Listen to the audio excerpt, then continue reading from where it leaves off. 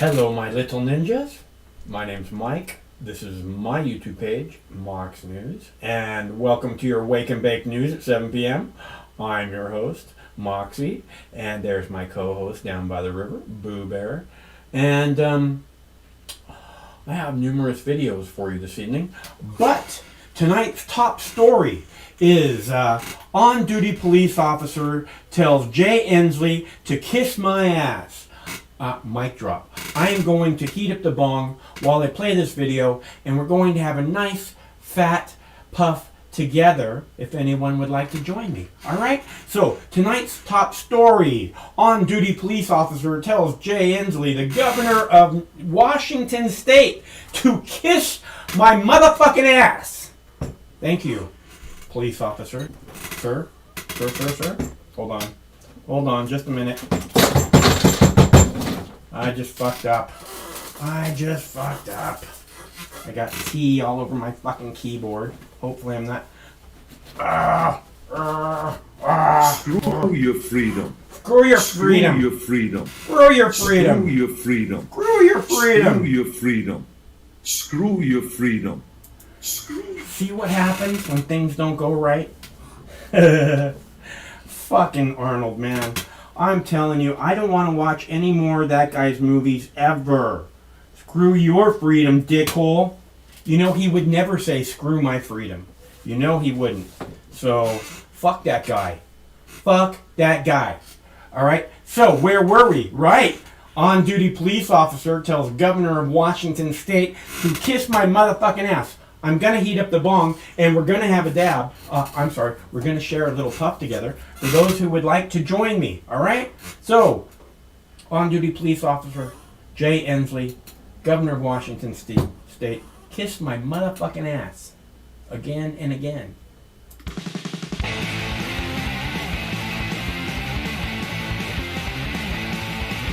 Wish I could say more, but this is it. So, State 1034, this is the last time you'll hear me in a state patrol car. And Jay Inslee can kiss my...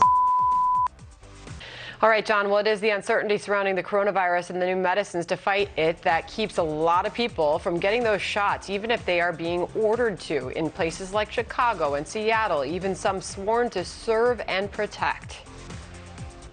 Wish I could say more, but this is it. So, State 1034, this is the last time you'll hear me in a state patrol car.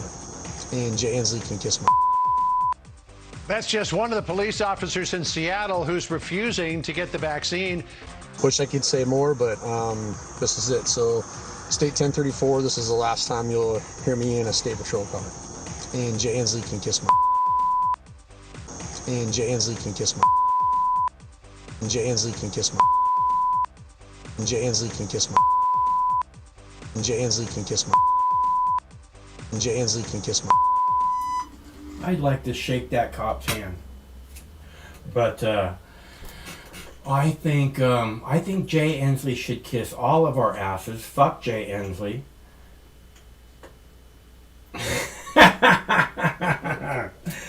I think I better have a bong hit before we talk about Colin Powell's death, because let me just say about Colin Powell, I am very, very happy to see him burning in hell right next to Donald Rumsfeld. I am very happy to see that.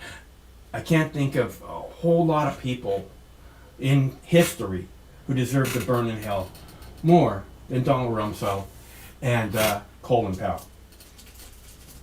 Fuck that guy. And I'm truly glad to see him burning in hell. I'm not kidding about that. That's something, you know, like I said, he deserves that. You know, I'm thinking about, you know, maybe he'll get reincarnated as some kind of bug, you know, like he's got to be a dung beetle for the next 100 lives or something. But that's too good for him. He deserves to just, you know, writhe in never-ending pain for all of eternity. That's what they deserve. Rumsfeld, Colin Powell, George Bush, Dick Cheney, Liz Cheney, Joe Biden. Fuck Joe Biden. I'm sorry, let's go, Brandon. Fuck Joe Biden and Barack Obama. Burn in hell for all eternity, you horrible pieces of shit. How is it that this country doesn't have anything better to offer for the most important job in the motherfucking world than losers like that?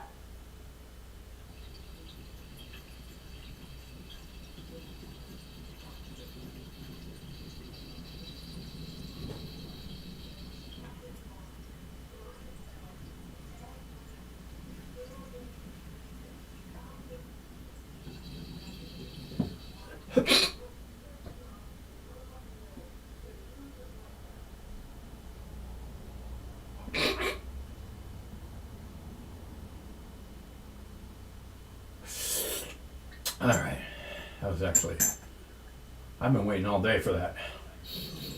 I'm like, should we do a dab? No, just wait. Just wait.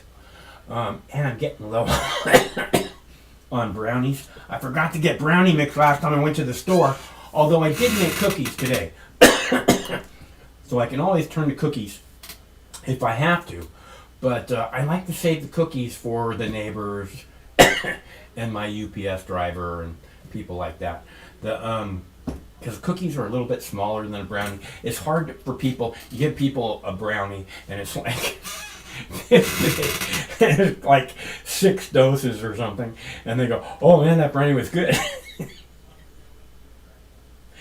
How much did you eat? Okay, we're gonna want to get into a comfortable position, order a pizza, and turn on SpongeBob. We need to do that right now. I kill me. Hello, caller. We lost a great American today, Mike. I'm all torn up over it. You know, we lost a great American. I mean, Colin Powell saved us from the fucking Alcatraz pandemic in envelopes. He was opening those envelopes by himself, trying to save senators' lives and congressmen' lives. He was opening them to collect a vial so he could show the UN. Yeah, and he did that. He risked his own life with no face mask.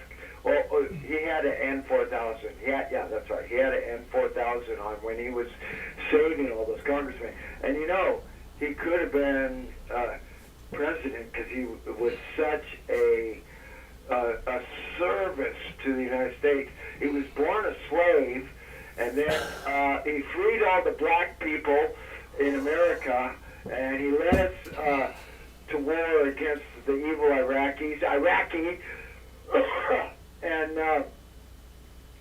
it was just all over the map. If it wasn't for Norman Schwarzkopf, Colin Powell would have been president, because Norman Schwarzkopf, it was white, so, you know, he was a little bit better than Colin Powell, and they were both in the desert, and Norman Schwarzkopf told all the Iraqi generals to kneel down and kiss his ass, and they all knelt down and kissed his ass, and Norman Schwarzkopf wanted to kill all the Iraqi generals, but Colin Powell said, Hey, Norm, these are not the bandejos you're looking for, Norm. And Colin Powell freed them all. He completely freed all the Iraqi generals, and we only had a half war because of Colin Powell and the great George Bush Sr.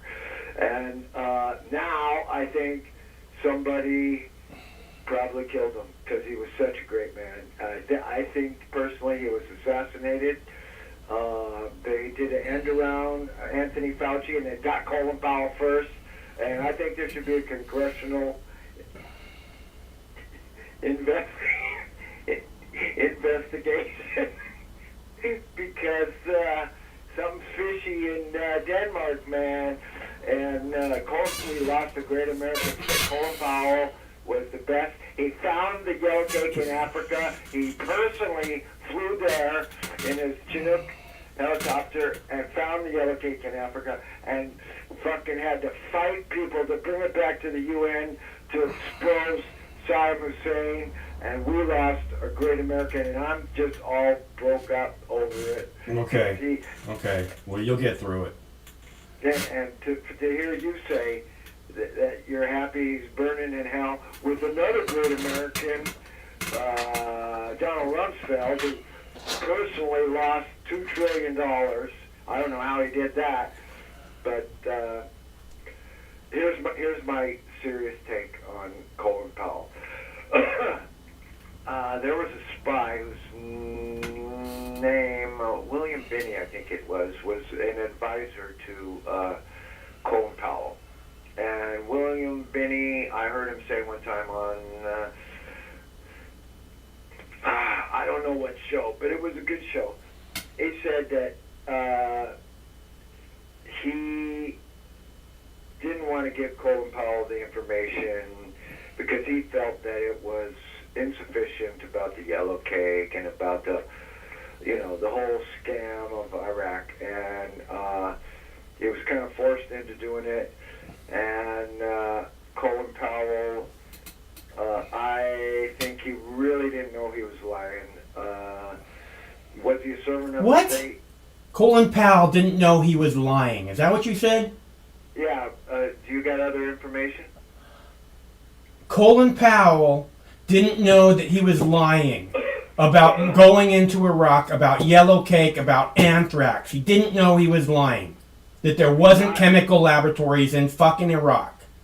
Not the day of the UN presentation. Yeah, well, you're giving him like a whole lot of fucking leeway there, because if you're going to be that person, you better be informed. And if you tell me, oh, I wasn't informed about this, well, that don't cut it, asshole. You go to the fire line just like all the other assholes who killed 1 million innocent Iraqis. I don't care. I don't give a fuck you didn't know. Well, then I guess you didn't do your fucking job, did you, you giant sack of shit? Exactly right. I think you're completely 100% right. These people in power, if they are not held accountable for their, oops, we fucked up, we killed 500,000 people, we think it's worth it.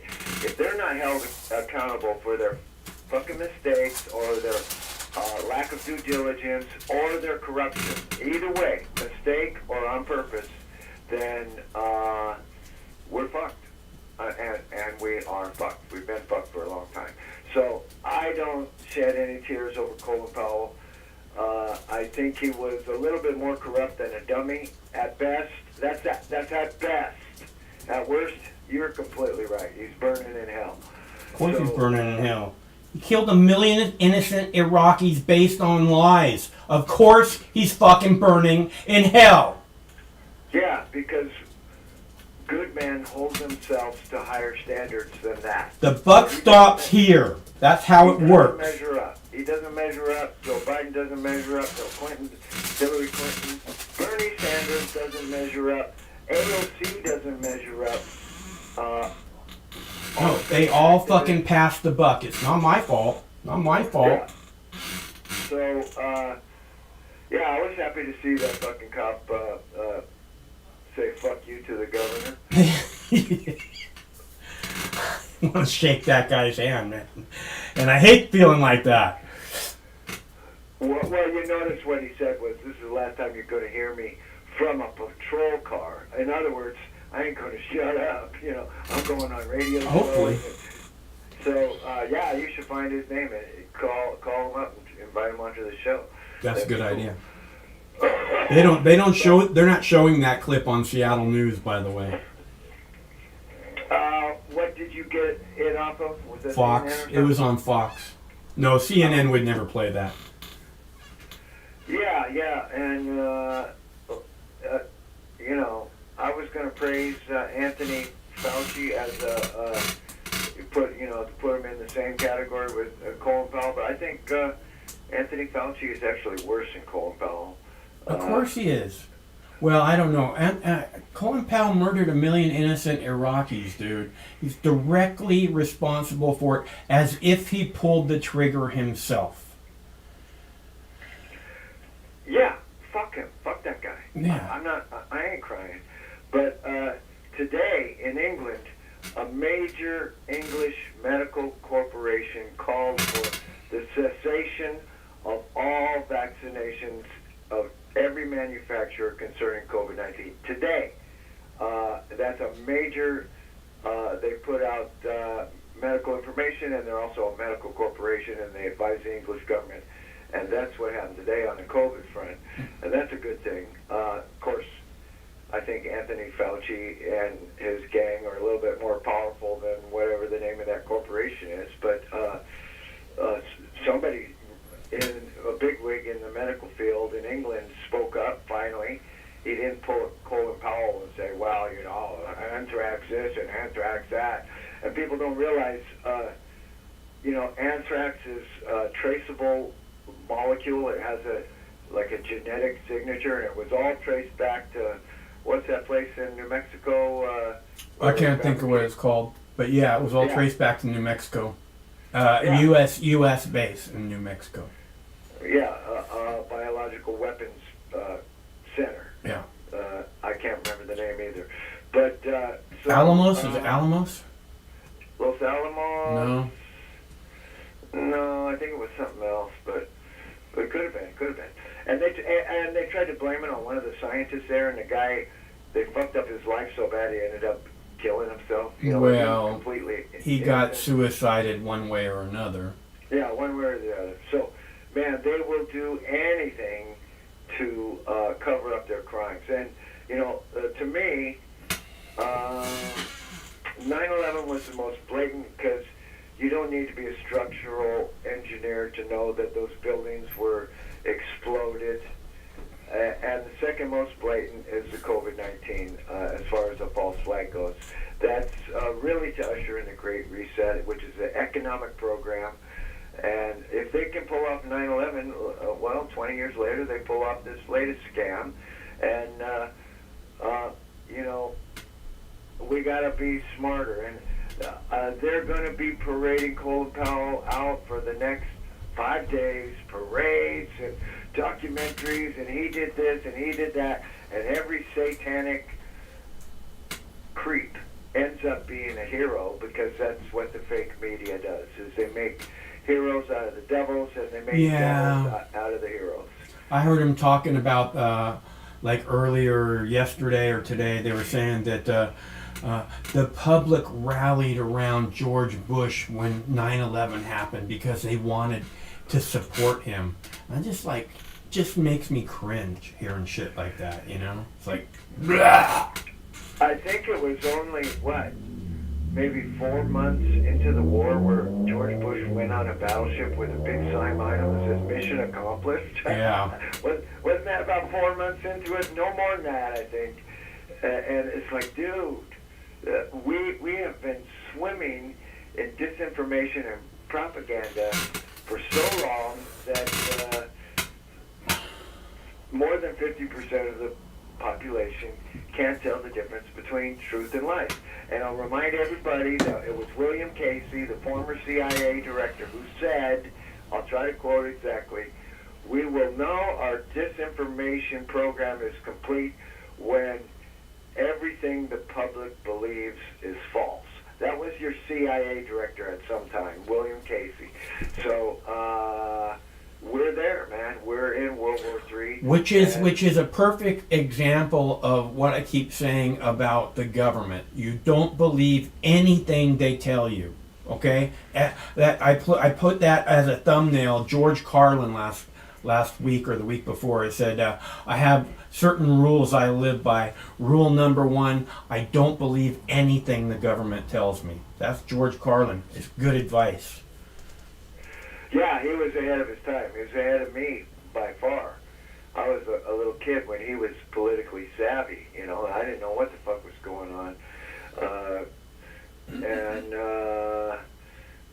You know, it's, I gotta give you kudos, dude, because I was getting depressed and I was getting downhearted, and I thought that the Southwest thing was going to be a one-off type of thing, and then I see this guy, the sheriff up in Seattle, and I see people pushing back in Italy and England and all over the place, and you were right, there's a pushback happening and it's not as big as I want, but it is getting some traction. And you'll notice that the major news, even Fox won't cover Italy or France. I don't even see fucking BBC covering those places. No. Every English guy I know calls it the British Bullshit Corporation. They're as bad as CNN. Right, but they cover European stuff that the other places don't cover at all. So you would think that they would say a little something, considering this is top of the news every fucking news hour. You can barely even talk about Palestine on the BBC. They'll shut you down. Yeah, they don't talk about. It's always negative. It's really rare that they give any kind of actual information about what's going on in Gaza, for sure. But I got to give you some credit, dude, because I think you anticipated the pushback when I was getting so fed up. It's like, when? And now I'm hearing about the lawsuits that are happening, and there is some coming up. Bad news, though, unfortunately, the ACLU, which is supposed to be, American Civil Liberties Union, Yeah. is supposed to be an advocate for free speech, but now they're kind of killing free speech in one aspect, in one corner of the country regarding something. They're not about free speech anymore. It changed. Changed shortly after 9/11. They just they became. We're not going to be able to take on all these cases anymore, so we're only going to have to cut, narrow down our.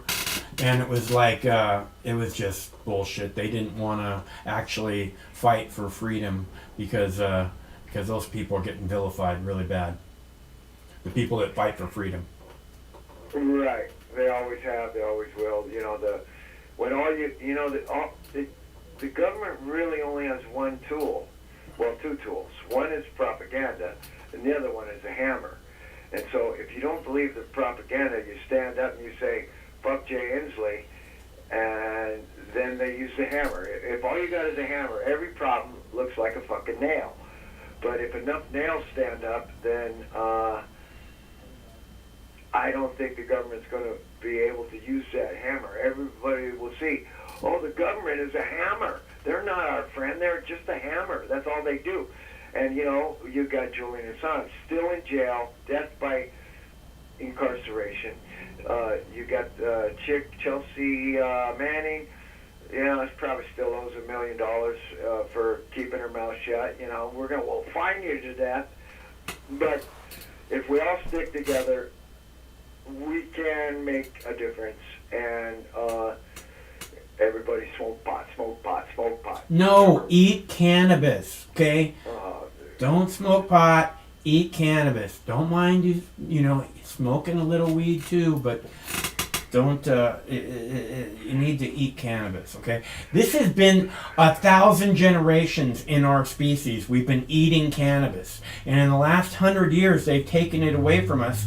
And it's like they vilified it to where it's the Satan's weed or whatever. And now, people don't even know that how good it is for you. It's incredibly good for you to eat cannabis. All these different things. Craig was showing me a lawsuit earlier about CPAP machines, right? My neurologist is like, CPAP machine, people who have trouble with snoring, waking them up over and over again, or waking up your partner or whatever, put on like this thing on their nose, and it makes them breathe. I don't know. It gives you oxygen. I have no idea. But somehow you sleep with that on your face, and that keeps you from snoring. And it works. But, the neurologist's like, oh, I want you to do this sleep study so we can, And I go to talk to the guy at the sleep study. He's like, oh, well, we want to do this test and see if the CPAP machine is right for you. And I was like, I don't want to do that. And they go, oh, well, we want to find out if the CPAP, if the CPAP machine will help you. I said, I'm not wearing a CPAP machine. And they said, why not? And the neurologist told me, I wear one. And I was like, I don't give a fuck. You're not my peer, man. God damn it. machine is. And I don't. It's so weird to me when these people act like, like somehow I want to be like them, or somehow they're like me. You're not my motherfucking peer. Don't do that. I'm not. You know what I say when shit like that happens? Well, let me finish. This, so the CPAP machine. Now, there's a lawsuit calling for all the CPAP machines to be recalled because they're causing liver damage, they're causing kidney damage, they're causing lung damage. Right? So this was, 6 months, 8 months ago, they're telling me, oh, we want you to do this. And now I can't wait to go back to the neurologist and say, hey, did you see the lawsuit on the CPAP machines? Motherfucker! Yeah, well, I know what you mean when you say you're not my peer. I mean, another way to say that is, and I say this often, you can't virtue signal me because I'm more virtuous than you are, because that's what they're doing. They're virtue signaling. I'm the doctor, you do what I say. No. I'm the police officer. No. I'm your neighbor, I'm more no. No is the magic fucking word. So, yeah. I know what you mean when you say, you're not my peer, because they're not. I could never do what you do. You could never do what I do. Or you could never do what I've done, that's for sure. So,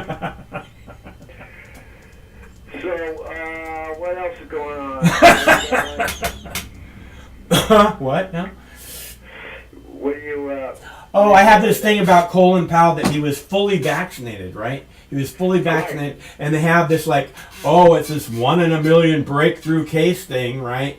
And it's like, and then they go on to say in the news story that I have that his wife also had a breakthrough case. She was fully vaccinated also, and she had a breakthrough case. And I'm thinking, they're telling us that it's like 1 in 1,000 people have a breakthrough case or something like that. I think it was way more at the beginning of the breakthrough cases. But, so it's like 1 in 1,000. And then you see like a baseball team, which is 100 people on a baseball team. All of a sudden, like 10 or 12 of them will get the COVID, right? And they're all vaccinated. They have to be on the field vaccinated. So if 10 people out of 100 get, that's not 1 in 1,000. And that's 10%, dude. That's 10%. Yeah, and so I'm I just want information to be correct. And it's been forever. It's not just this COVID thing. It's like these people stand up like they're here to tell us what's going on in the world, make us feel like informed individuals, and instead they just fill our fucking brains with bullshit. And I don't see how you and your family and your friends deserve that from people that are supposed to be respected and are way the fuck overpaid. That's for sure. If we're looking to them for information and they're making millions of dollars misinforming us. Well, Trump was right, unfortunately. Fake news.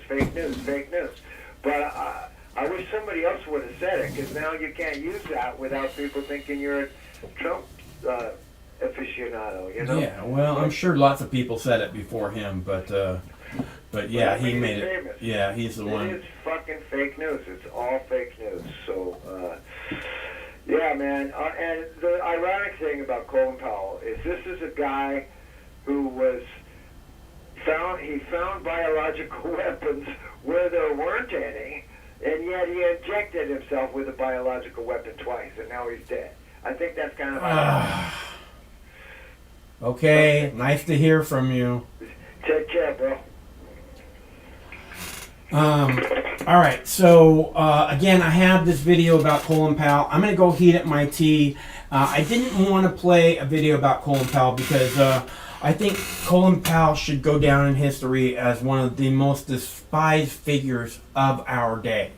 Colin Powell is directly responsible for murdering 1 million innocent Iraqis, and how many U.S. soldiers in the process, and how many U.S. soldiers committed suicide after they got back from Iraq. because it made no sense to be there, and they're hurting people for no fucking reason except for to make rich pieces of shit even more rich, like Liz Cheney. So I'm gonna go heat up my tea.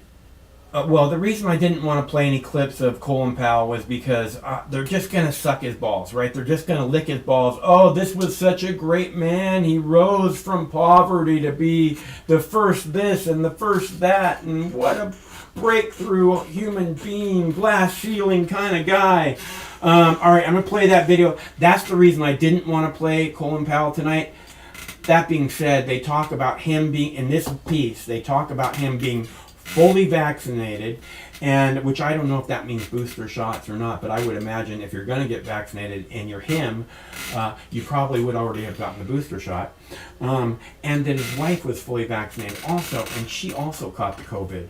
So I'm going to play that video for you. It's only a few minutes long. I'm going to, because I thought that was important information. Again, contradictory information that doesn't seem to compute in my brain, although there's a lot of contradictory information today, and a lot of it doesn't seem to compute in my brain. So, be right back. Thanks so much for tuning in. It's always better when you're here. Please don't forget. General Colin Powell, who served as the country's first black Secretary of State, has died after a battle with cancer and COVID. Powell was an icon and a trailblazer. His service spanned decades. He had a storied military career and went on to a career of public service. He was the first black national security advisor under Ronald Reagan's presidency and the first black chairman of the Joint Chiefs of Staff under President George H.W. Bush. President Biden remembered the late general at an event at the White House today. I became friends, and Jill as well, but I became friends with Colin Powell, who we just lost. Think of our Colin Powell. He's not only a dear friend and a patriot, one of our great military leaders and a man of overwhelming decency. This is a guy born son of immigrants in New York City, raised in Harlem in the South Bronx, graduated from City College in New York. And he rose to the highest ranks not only in the military, but also in areas of foreign policy and statecraft. Now, Powell was fully vaccinated from COVID, but his immune system was compromised since he was fighting a type of blood cancer called multiple myeloma. Doctors say Powell's death further shows how important it is for everyone who can get vaccinated against COVID to do so to protect immunocompromised people who, even when they're fully vaccinated, remain vulnerable. Powell was 84 years old. At the live desk, Sydney Kim, KIRO 7 News. A deep loss. And Colin Powell's family has said he was fully vaccinated for COVID-19, which means he had a breakthrough infection. Elise Preston has more on who's most at risk for these types of cases. A breakthrough infection happens when someone who is fully vaccinated for COVID-19 is exposed and becomes infected. On occasion, people who have underlying illnesses, who are older, who are immune compromised, can nonetheless, despite vaccines, get a serious infection. 84-year-old General Colin Powell had underlying conditions, including Parkinson's disease, and had been treated for multiple myeloma, which can severely compromise the immune system. Immunocompromised people may also not build the same levels of immunity after vaccination as healthy people. More than 189 million people in the U.S. have been fully vaccinated against COVID-19. To date, the CDC has received reports of nearly 32,000 patients with breakthrough infections who were hospitalized or died. Since May, the CDC only collects data on severe breakthrough cases. As we look at patients who are hospitalized, that's a good indicator of severity of infection.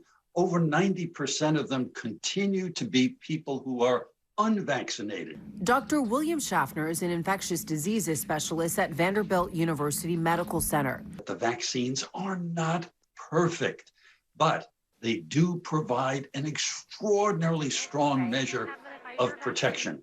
And then if we add on continuing wearing the masks, social distancing, we'll be protected even further. Dr. Schaffner also says people at high risk for severe COVID should get their booster if eligible. Elise Preston, CBS News, New York. Now, Powell's wife also had a breakthrough case of COVID-19, but responded to a treatment of monoclonal antibodies. The therapy is given to patients at high risk for severe infection in the first days of exposure.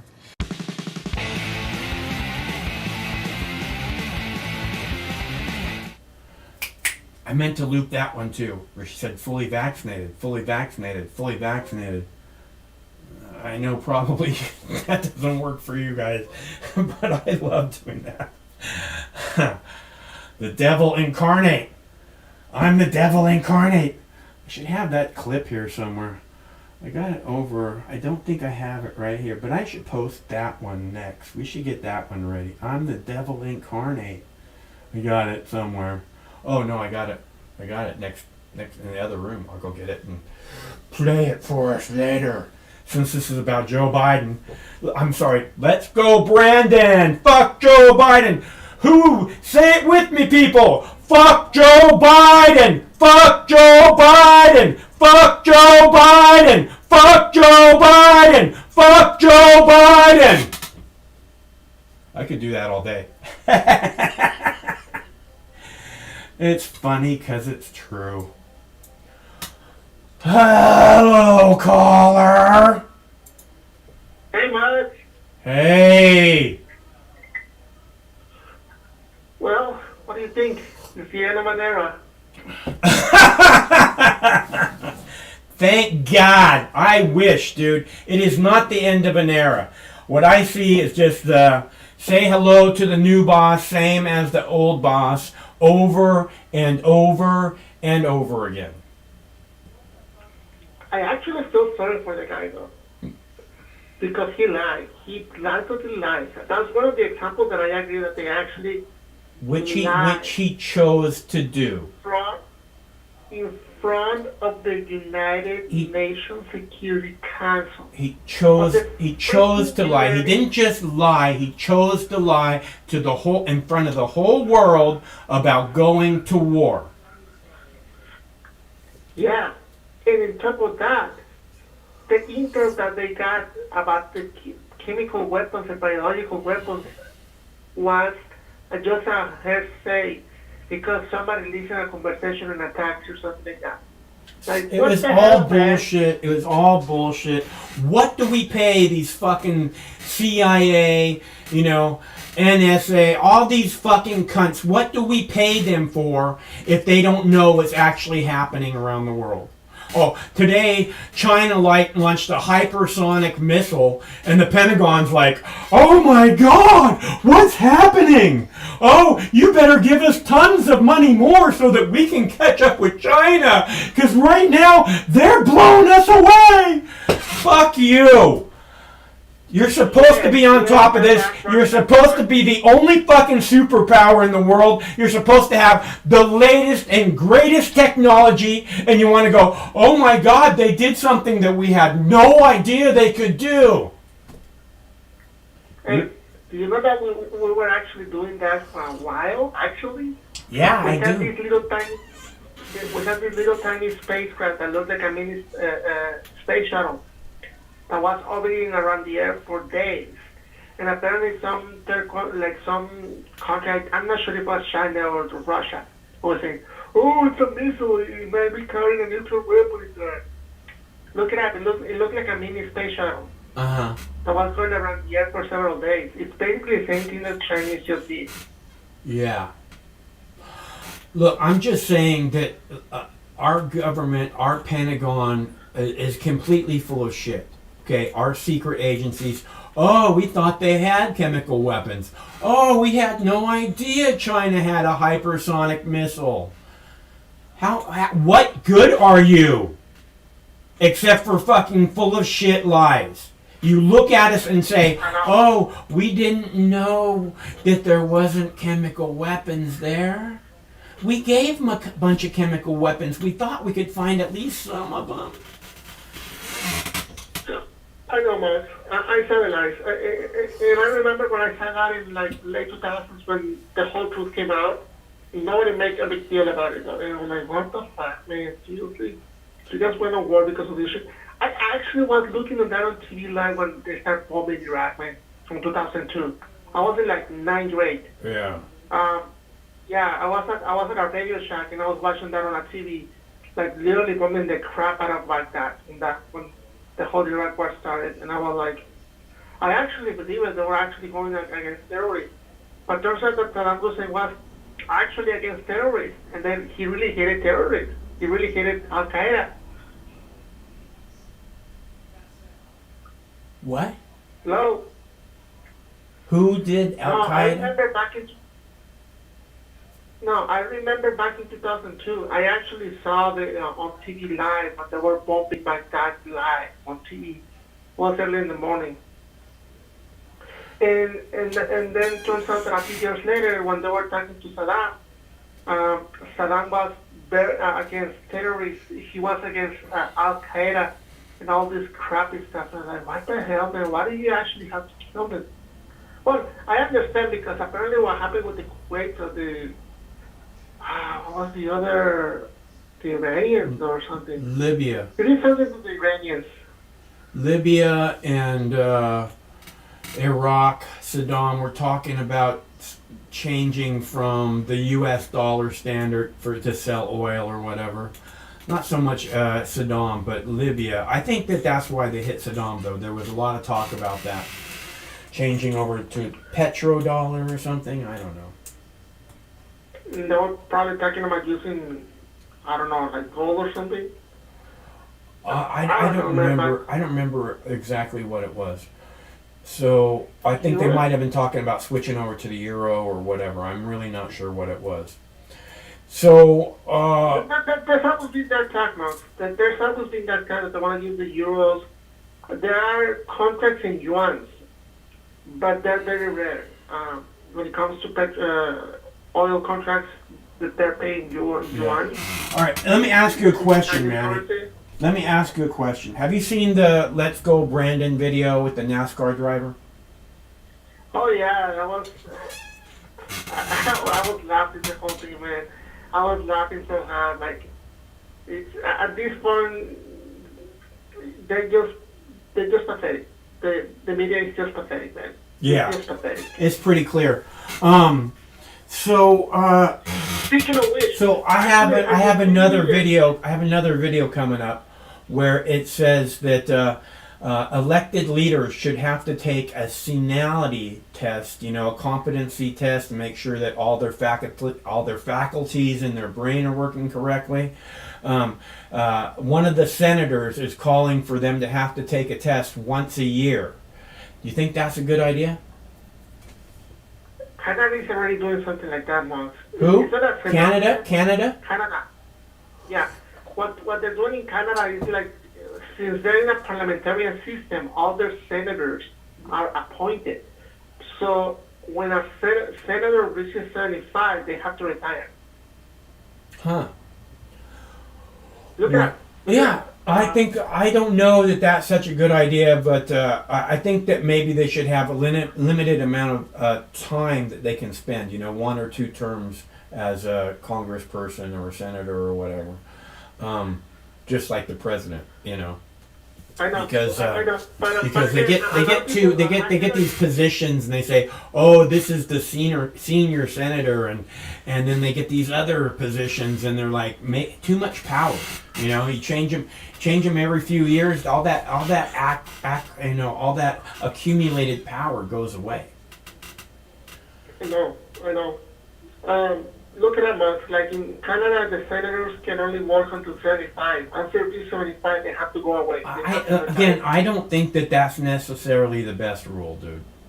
I mean, you limit how much time they can stay in there. Because I want people, if somebody wants to run for an election at 75, and the people love the guy. Unlike Joe Biden, who couldn't fill a fucking high school auditorium during the primary,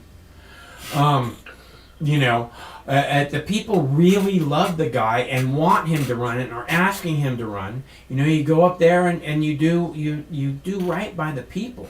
That's that would be a public servant. As where these people who like I said, want to make careers out of this shit and just accumulate more and more power, that's unacceptable. We don't need professional politicians. We don't need that. I know. All right, Max, just want to say hi. Okay, Manny. Talk to you later. Bye. Stay cool. Let's go, Brandon. I'm sorry. Fuck Joe Biden. Fuck Joe Biden. Fuck Joe. Who the fuck thinks that sounds like Let's Go Brandon? And I mean, that reporter was just thinking on her feet. It was a female reporter, right? And she's like, oh, they're chanting, let's go Brandon. She was just thinking on her feet. Or do you think she actually thought they were chanting, let's go Brandon? Because that's a pretty good move on her part. I mean, it's not like she's going to join in on the chant. Although she should have gone, let's go Brandon. And you know, when I was looking for a thumbnail for this show, which I love the thumbnail that I posted, the Wheel of Fortune thing. You know, you type in let's go Brandon memes, and it was almost nothing to choose from. I was really surprised. You know, usually when I'm looking for stuff, you know, I can find 15, 20 things. I'm looking for something specific, but I can find 15, 20 things that might work, you know. And I really could only choose from about 3 or 4 things that I thought would work for me as far as the Let's Go Brandon thing. And everything was like t-shirts. I'm like, no, meme. You know, give me memes. They're like, t-shirts. All the memes are t-shirts, which I hate. It's like, oh, I can do this and make money. I know you have to make money, and I understand why people want to make money. It's easy to understand. Just don't want art to be about making money. People who make art thinking that they can make money off of it are not, I don't want to say they're not artists, but their art has no heart. Their art has no soul. You know, it's just, you can hear it in the music, right? You can tell when somebody's like really there because they're a musician, and that's why they're there. Not because I'm gonna make money. Not that, you know, making money and getting chicks for free. I want my MTV. I can't do Sting. I could try, but I'll never be able to do Sting. Alright, so you can see the telephone number up on the screen. It's 805-669-6397, 805-MOX News. And if you can't see it, I just said it. So you feel free to just call at any time. I'll be here. That being said, I have more videos. I'm going to drink. I'm going to have another sip of tea. I have the video about senility tests. One of the senators is saying that there should be senility tests for elected officials, high-ranking elected officials. And I have to say I agree. Although, like I said, I don't like age limits. I don't like... you know, it's just a matter, it's like Dianne Feinstein. Dianne Feinstein is absolutely not all there. And if you're going to be representing people, you know, they're trusting you to be able to take care of business because they elected you to be able to pay attention and do the right thing by them. Not that Dianne Feinstein does anything but war profiteer. They still expect you, which I cannot believe is somewhere like the Bay Area would elect Dianne Feinstein knowing that she's this huge war profiteer. Or are they just completely ill-informed? I just can't believe that. Anyway, where were we? Dianne Feinstein, senility test, it seems appropriate. And then there's probably more people that we don't hear from very often or kind of more in the background who, you know, it's just really a matter of, I think actually they should be drug tested. I think they should be drug tested at least once a week. You know, if they're going to do this to the rest of America, then America should have the right to do that to them. Until they say, yeah, we're not going to allow drug testing on Americans anymore, just because they want to have employment. Because if you want to have employment, Senator, I think you should be drug tested too, on a regular basis. Just like lots and lots of other employees across the country. Because the things that you do could possibly hurt people, like war profiteering. So if you're war profiteering and then doing illegal contraband on top of it, I think we should know about it. Don't you guys? So when I'm president, I will mandate the consumption of cannabis on a daily basis for every man, woman, and child in this country. And in doing so, we would eliminate the use of so many other drugs, including like half the pharmaceuticals that are currently being consumed in this country. I will bet you money, and I don't have money, but I'll bet you, because states that have legalized, let's start with this, states that have legalized cannabis have less ODs, less people per capita dying from overdose, which it wasn't that way before.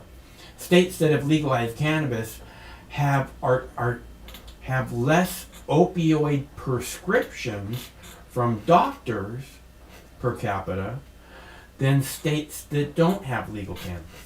Okay, so this being said, this is what I'm telling you.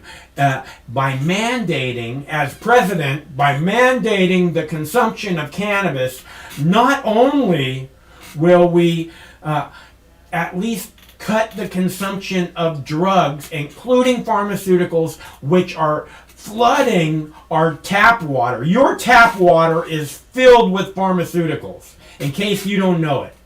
Okay, so we'll cut the consumption of pharmaceuticals in half.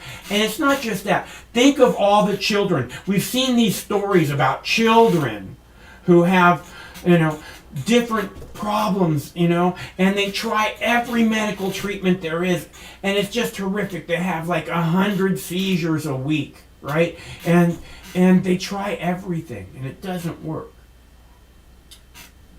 And then they use cannabis. And the seizures go down to like 3 a month.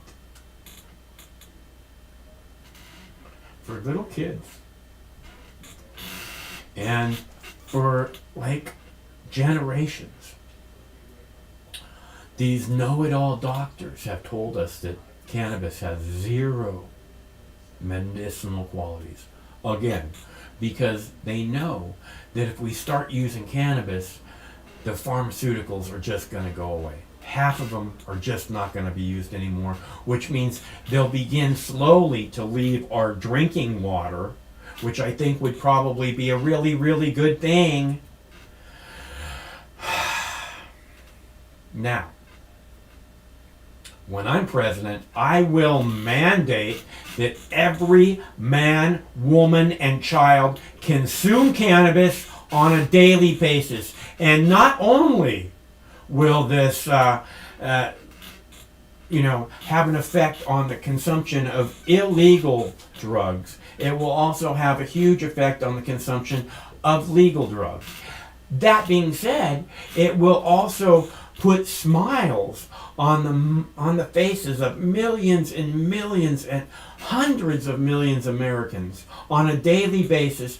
The whole country will become 1,000% more friendly. We'll stop worrying about bullshit. We'll stop believing the lies. We'll stop being the drones that we have become and take our freedom back, my brothers and sisters, and once again be free to live our lives in happiness, the way it's meant to be.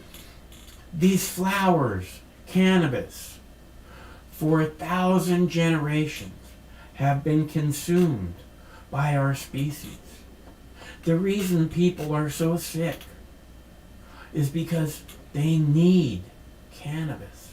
The reason there's so much illness in the world is because we need cannabis. The reason this species is not moving forward, it's stuck in this position to murder every single living being on the planet, is because we need cannabis. Cannabis helps you have empathy. Empathy is probably the single most needed thing on the planet right now in this moment. We need cannabis. Every man, woman, and child from the day I am president will begin consuming cannabis daily. I mandate that.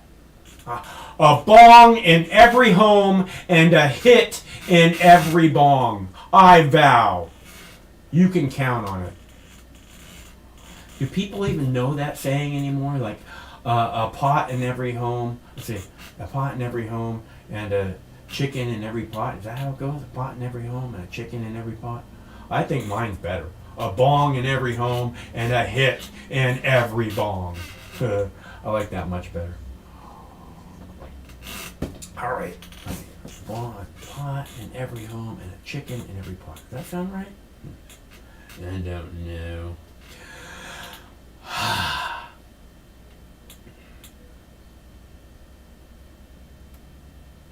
I think we should smoke some more weed.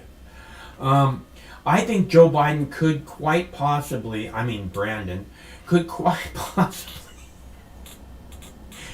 be the worst president in history. I agree, Playground.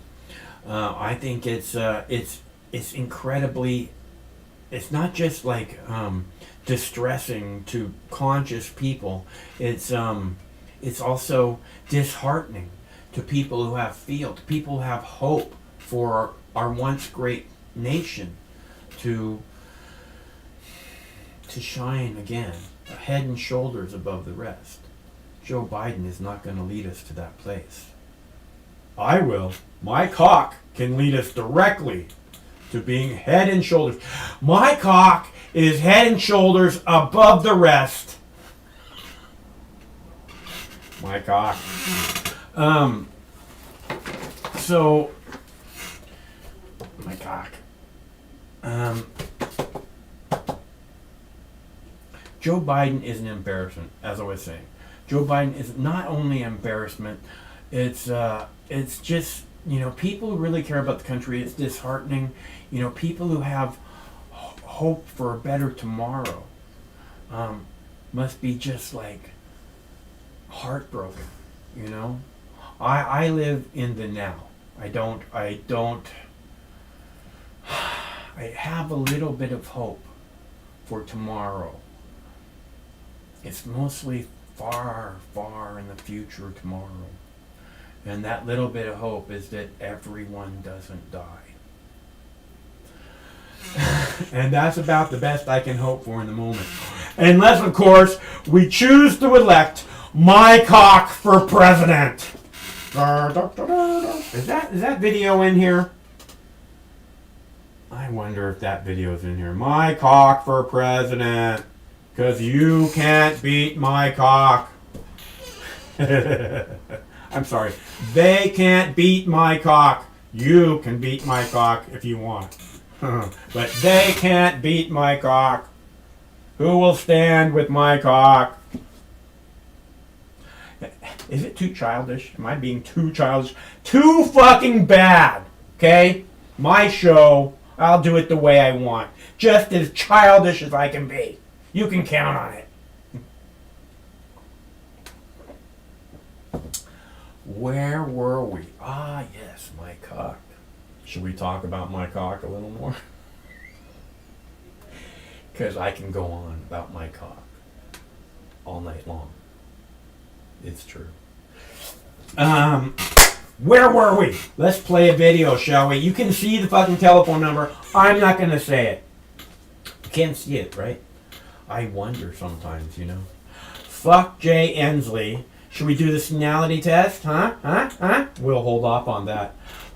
Now, I have a video of the mayor of Seattle, and she's talking about how the people, the workers that are going to lose their jobs, police officers, firemen, fire people. I don't want to leave the ladies out. Nurses, frontline workers, TSA, all these people are going to lose their jobs. And the piece of shit mayor says, if these people choose not to work over getting the vaccine, they have the right to choose that. That's not what they're doing. They're not choosing not to work. Every day they show up. These we're talking about first responders, TSA, police, firefighters, nurses. They show up every day to do shit jobs. Okay? So it's not that they don't want to work. Because every day they go, fuck. And they go and they do their shit job. You know, where they might have to deal with dead people. All hamburger dead people in a fucking car. You know? I don't want that job. The nurses have to deal with hamburger, you know, half alive people. The cops. You know, I don't want those jobs, right? So every day they choose to go and do those jobs, right? Knowing what horrible jobs they are. And then this piece of garbage mayor says, oh, well, if they choose not to do their job over getting vaccinated, and that's not what they're choosing. Like I said, every day they choose to do their job, but what they're choosing is to say, you're not the boss of me, okay? You don't tell me what to do with my body, just like you wouldn't want any of us telling any woman what to do with her body. Who the fuck do you think you are? You know, you need to be consistent, otherwise you're completely full of shit. And we need to get rid of all these politicians that are completely full of shit. Again, these people don't choose not to work. They choose every day to go and do shitty jobs. And this mayor has zero respect for that. So I hope that she goes to prison right along with all of our national leaders, because that's where all these cunts belong. And you know, that goes for everybody. I'm not just calling someone in particular the C word. They're all fucking cunts. Joe Biden right now, top cunt. Let's see. Let's go, Brandon. Fuck Joe Biden. Fuck Joe Biden. Fuck Joe Biden. Man, I want to go somewhere where they're chanting that. I could be really good at it. Fuck Joe Biden. All right, here we go. Mayor, choose not to work. I'm telling you, you know, she's the one who's choosing not to run for mayor again. So she's the one choosing not to fucking be held accountable. She's skipping town after forcing all these people to do stuff they don't want. I'm out of here. So it doesn't matter what I do politically. Right? And then she says shit like, oh, they choose not to work. Every day they fucking choose to work shitty jobs, not some cush, air-conditioned fucking mansion shit. Horrible human being, the mayor of Seattle. Why can't we do better than these horrible human beings for elected positions? I don't get it. There will not be significant impacts on the response. Reassurance from Seattle Mayor Jenny Durkan hours before all City of Seattle employees must prove they're vaccinated or apply for an exemption. If people make the choice that they don't want to keep their jobs because they don't want to be vaccinated, they will have that choice. I hope they don't make it. 2 weeks ago, about a quarter of Seattle police officers had not turned in any paperwork. So they made contingency plans and had all sworn personnel who work office jobs report to work in uniform. They will be in a position to respond to 911 calls if they're needed. As of this morning, 91% of the police department was vaccinated. 7% had filed for exemptions, and only 2% had not submitted. Only about 24 officers have not put in their paperwork. They have until 11:59 tonight. I hope they do it. I have a high level of confidence that we're going to be able to deploy tomorrow. Seattle Fire Chief Harold Scoggins says they've only had one case of a firefighter contracting COVID from a patient. They have had COVID spread inside the fire stations. The rules change tomorrow, and we're trying to come into compliance with the mayor's directive and the governor's proclamation. So our goal is not to put the community at risk. Our goal is also not to put each other at risk. So far, 93% of the department is vaccinated. 6% filed for exemptions and 1% haven't submitted paperwork. That's about 16 firefighters. They won't be able to come to the fire stations and work in operations as they do today. Now, we asked the police chief whether or not officers who haven't filed their paperwork will be fired. She wasn't ready to talk about that. She wants to wait until midnight and see what happens. And again, what really matters with all of this is what happens with those exemptions. When we figure out that, we'll figure out what shape the city is really in. Live in Seattle, Allison Grandy, KIRO 7 News. Well, and today we're also hearing from Seattle City workers who tell us they will likely be fired because they won't get vaccinated. KIRO 7's Graham Johnson is live at Seattle City Hall right now. And Graham, there was an anti-vaccine protest there today. Yeah, this was one of two midday protests that mostly brought out people who don't work for the city. Now, city officials tell us 99% of all Seattle City workers have complied with the vaccine mandate. Today, we talked with a couple of workers who represent the few who won't get the shot. This protest outside Seattle City Light came the day the COVID-19 vaccine mandate took effect for city workers like Jeremy Rowan. I turned in my keys. My email has been deactivated. My phone has been deactivated. Rowan says he's worked for City Light nearly 20 years, coordinating underground electric projects as a crew chief. It's been a very important part of my life. It's a very difficult decision. Rowan says his wife, a nurse practitioner, advised against the COVID vaccine, so he applied for and received an exemption. Carl Stoper says he got a doctor's note because of a pre-existing condition and says there's no reason he can't keep working. I can still do my position because I'm in an isolated position as a serviceman, working alone in the bucket by myself. Mayor Jenny Durkin's office tells us 84 City Light employees filed for religious or medical exemptions. More than 1,500 City Light workers, or 93%, are vaccinated. Unvaccinated workers tell us they haven't been officially fired yet, but can only be paid using personal time. City officials say they will work through exemptions and accommodations in the coming weeks. We're going into storm season too. And think about all the guys that are not going to be responding to outages. I asked about that, and City Light says that it is prepared for any short-term staffing problems. And again, 93% of City Light workers are vaccinated. Live in Seattle, Graham Johnson, KIRO 7 News. Thanks, Graham. This morning, a judge denied a temporary restraining order which would have put the vaccine mandate on pause.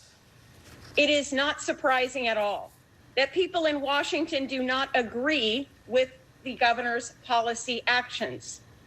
It is also not surprising that other legislators and policymakers and other Washington residents think that no response or a different response is appropriate.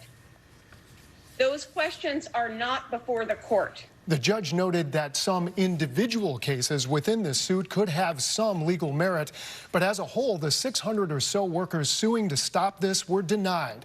And we're going to have reaction to this decision from both sides coming up new at 5:30. Well, today was the first commute since major cuts to Washington state ferries. Some of the most popular routes had sailings cut in half. Staffing is low, partially in response to the vaccine mandate. But the ferries found enough crew to get 2 boats on the Seattle-Bainbridge Island route. It was also able to add boats to the Mukilteo-Clinton route and the Anacortes-San Juan Island routes. Now, the cuts are intended to free up some crew members so that no routes are canceled entirely, but riders can expect longer wait times.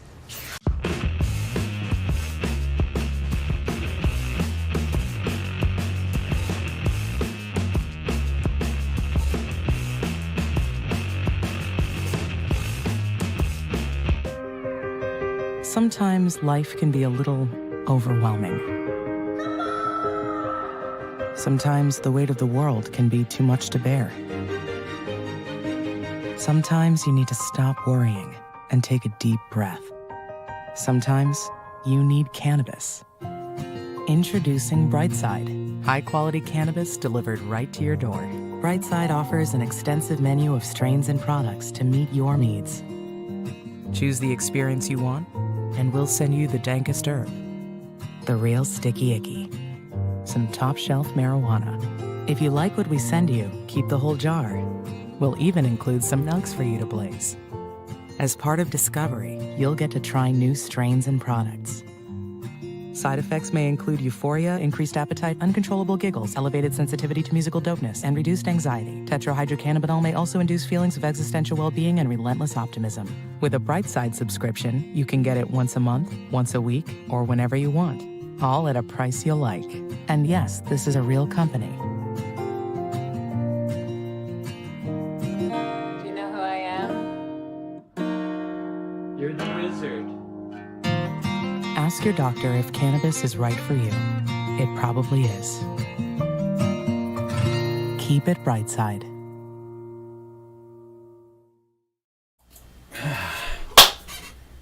You see how happy that woman is? All of us could be that happy on a daily basis.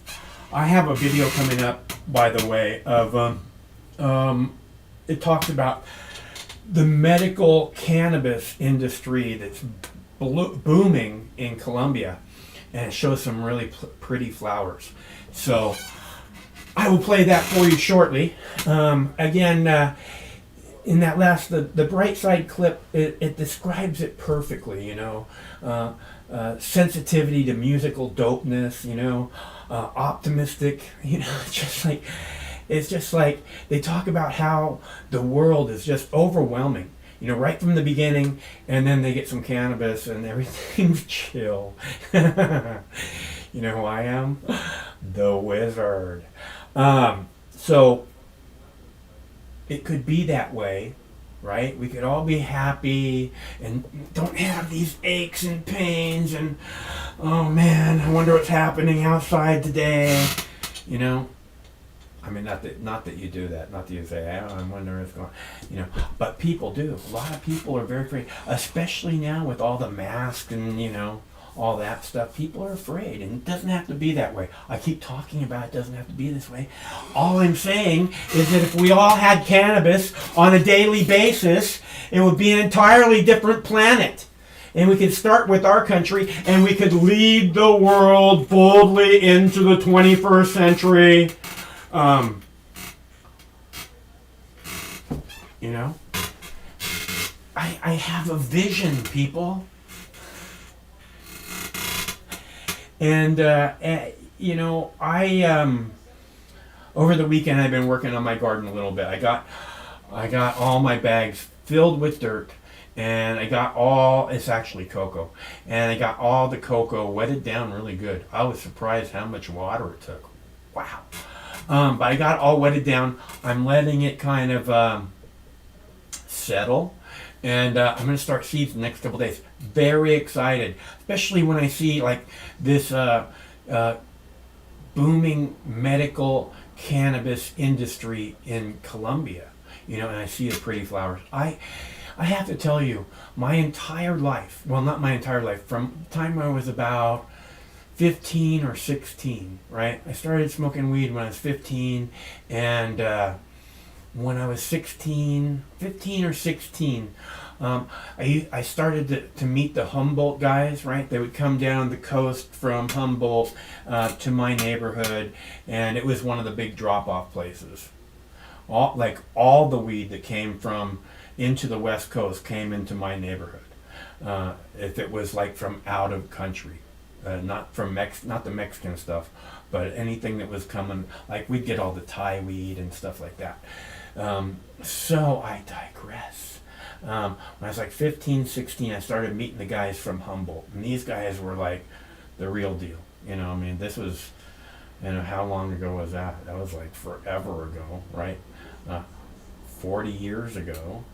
Right, I'm meeting these guys from Humboldt before anything's legal, no medicinal, nothing, and they're bringing the flowers are just, they stink like a skunk, you know, and they have these colors, they have this vibrance to them. This is the thing about cannabis to me, is that it just exudes, when you look at the flowers, it just exudes vibrance, like I'm here for you.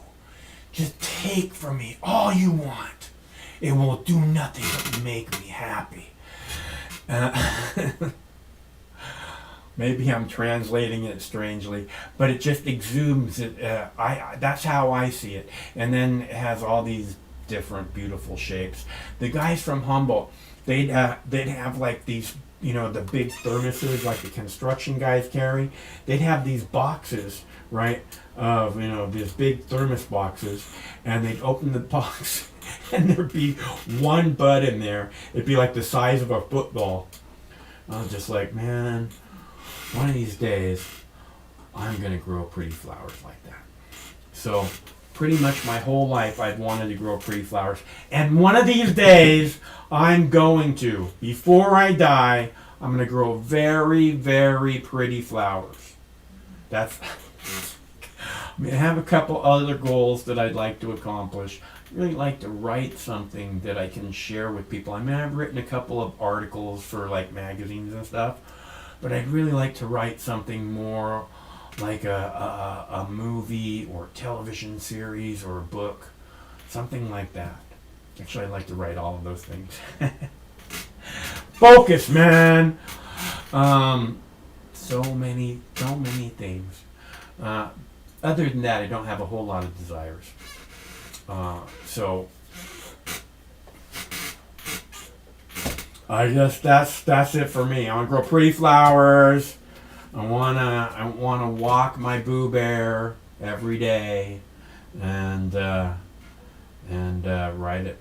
some writing. If I had the opportunity and motivation and the vision, I'd love to write some stuff. I have ideas, but I don't seem to have I don't know if it's I can't make the time for it, or I don't have the motivation.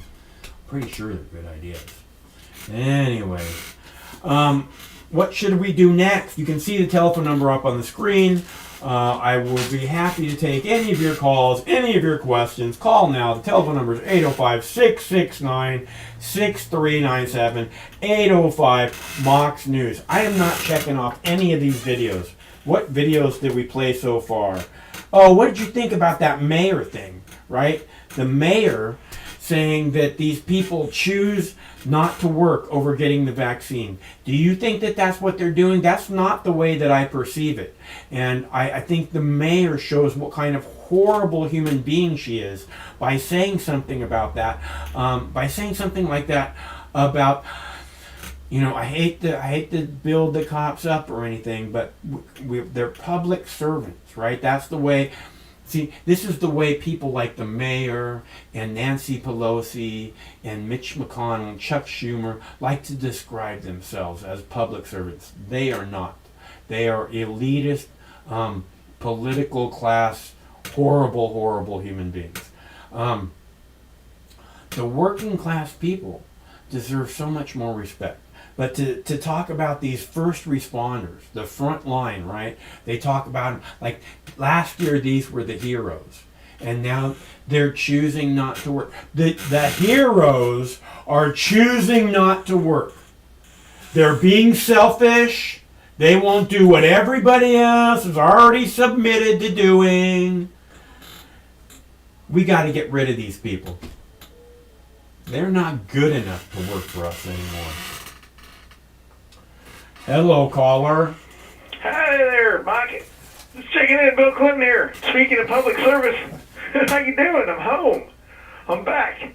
What's up, Bubba? It's good to hear from you. We were worried.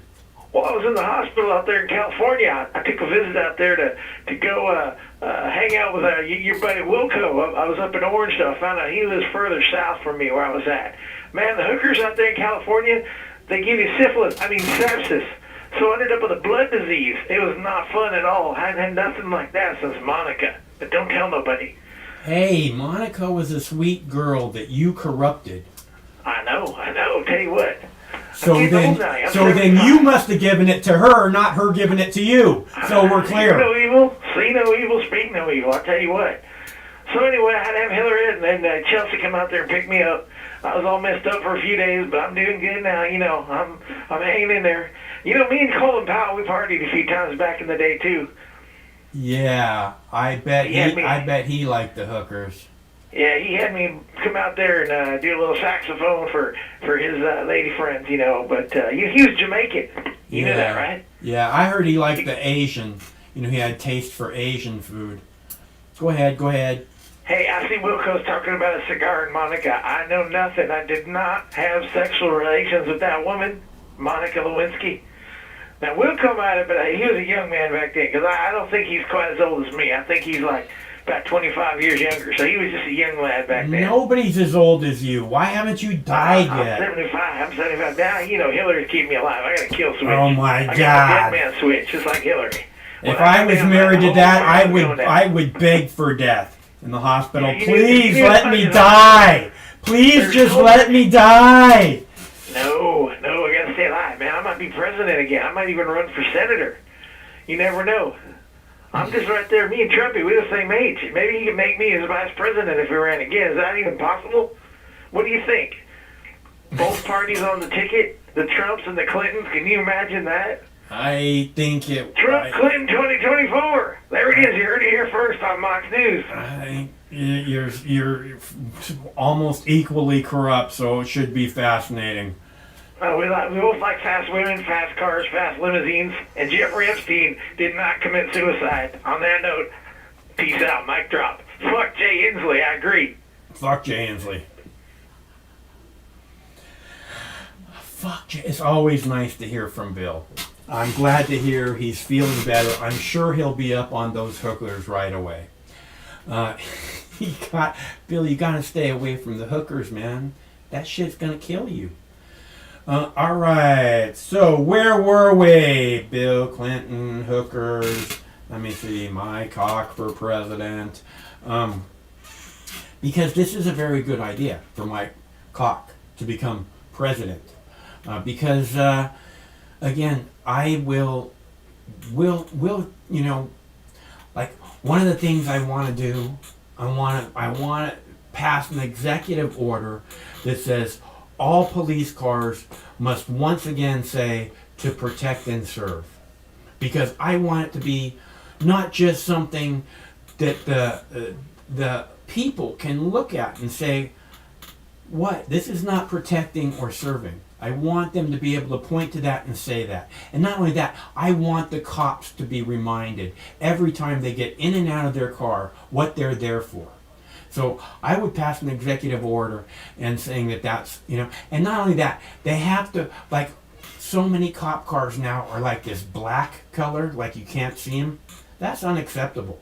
They have to be highly visible. I think they should all be painted this, like, neon green construction color. Right? So you can see, oh, that's the cop in case we need him for emergency. You go, that's the cop right there. Hey, we're right here. You know, make sure you don't miss him. Right?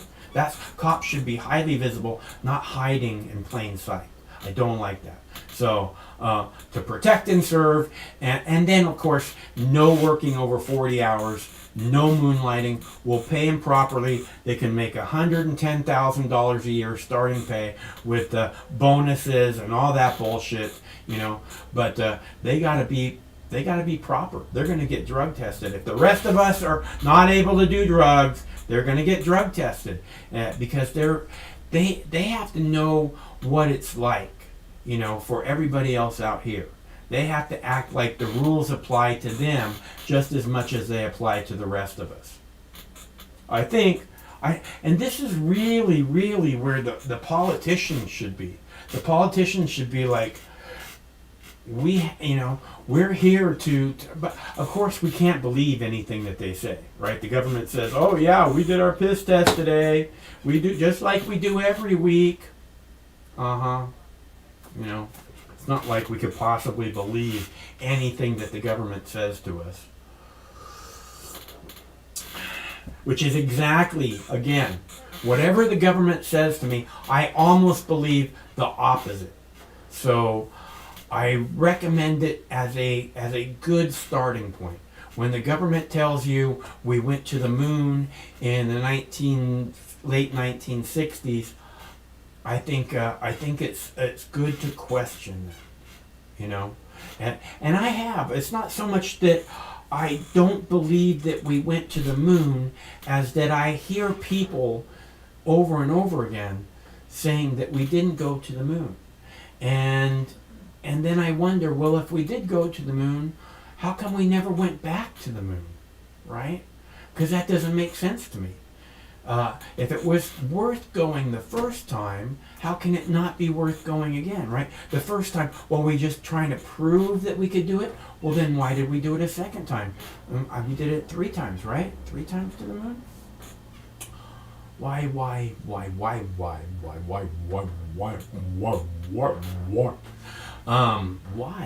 Why has there not been another trip in the last 50 years to the moon, right? Oh, we're going to go to Mars. Fuck the moon. We're going to go to Mars.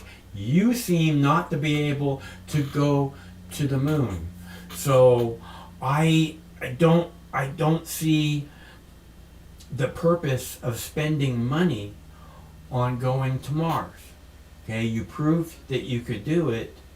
Now, why shouldn't we be figuring out, like, if we have the ability to go? It doesn't make any sense to me, you know. If we're going to build something on Mars, right, which is what they keep talking about, little igloos, you know, if we're going to build something on Mars, then wouldn't we build something on the moon first to make sure, you know, that we're ready to build something on Mars? Because we don't want to get to Mars and not be ready to build shit there and be like, oh, we're out of oxygen and we have no way to get back to Earth, and building supplies are, you know, 1,000 days away.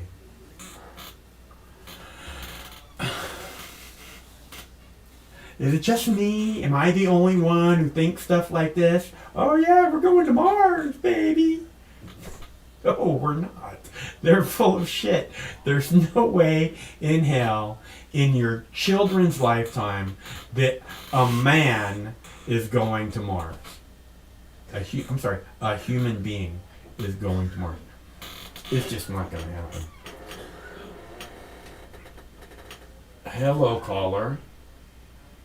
Michael, this is Steve motherfucking McClanahan. I'm fucking really highly disappointed. You're sitting here acting like we didn't go back to the moon. Motherfucker, this is Steve McClanahan. I went to the moon. Don't you remember?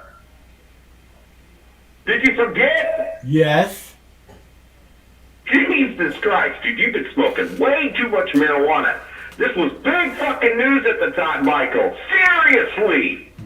Holy shit, how could you forget that I went to the fucking moon? I didn't forget, asshole. I didn't forget. You totally forgot, dude. I didn't forget. You don't count. I'm talking about the government and its lies. We know that you're not full of shit, Steve. It's the government we're talking about being full of shit. Well, still, I should get some fucking credit. Nobody I believe that credit. You never get the credit you deserve, Steve. Never. And not only that, the government confiscated all my footage of the fucking moon and everything that I did, so that shit's gone. I can't get that, so yeah, fuck the government. Fuck the government. Fuck Joe Biden. Let's go, Brandon. Who the fuck is Brandon? I don't know. I don't know either. Michael, I just wanted to call and fucking, just let you know and let everybody else in the fucking world know that, in fact, Steve McClanahan has gone to the fucking moon. He was trying to go to the little moon, but the fucking new moon, but nobody knows about the new moon. Everybody knows about the new moon. No, that moon's old now. That is now like the old moon. It's old news. So nobody even cares about that little stupid moon. The old new moon? Is that what you're talking about? Or the old moon? It's the old, it's the old, it's not the old moon. It's the new old moon that was new, now it's fucking old. It's a piece of shit. Okay. I'm glad you clarified that. is definitely a piece of shit moon. Fucking sucks. I don't know who created Hey, it, but hey, fuck them. don't you talk about the moon like that. I love the moon. Oh, sorry. Even the new old moon that's new, that's actually old now, you like that one too? Well, if I did, would it be a problem for you? Yeah, you totally suck. Nobody likes that fucking stupid ass moon. Huh? Seriously. My name is Steve Clinton. I got fucking shit to do. I gotta go. Okay. Fuck you. Fuck Joe Biden. I think that's what he meant to say. Fuck you, Joe Biden. No, that's not the way it goes. It goes, fuck Joe Biden. I want to go somewhere where they're chanting this.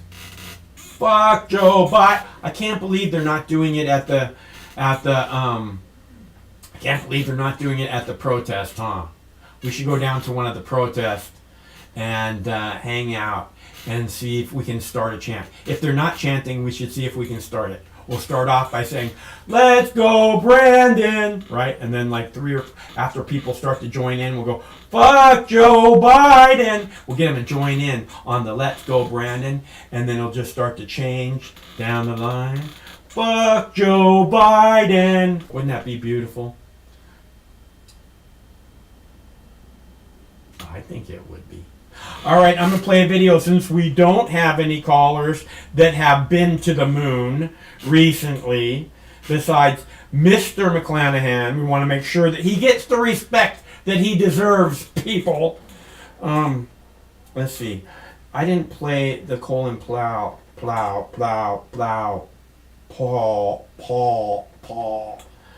didn't play the Colin Powell.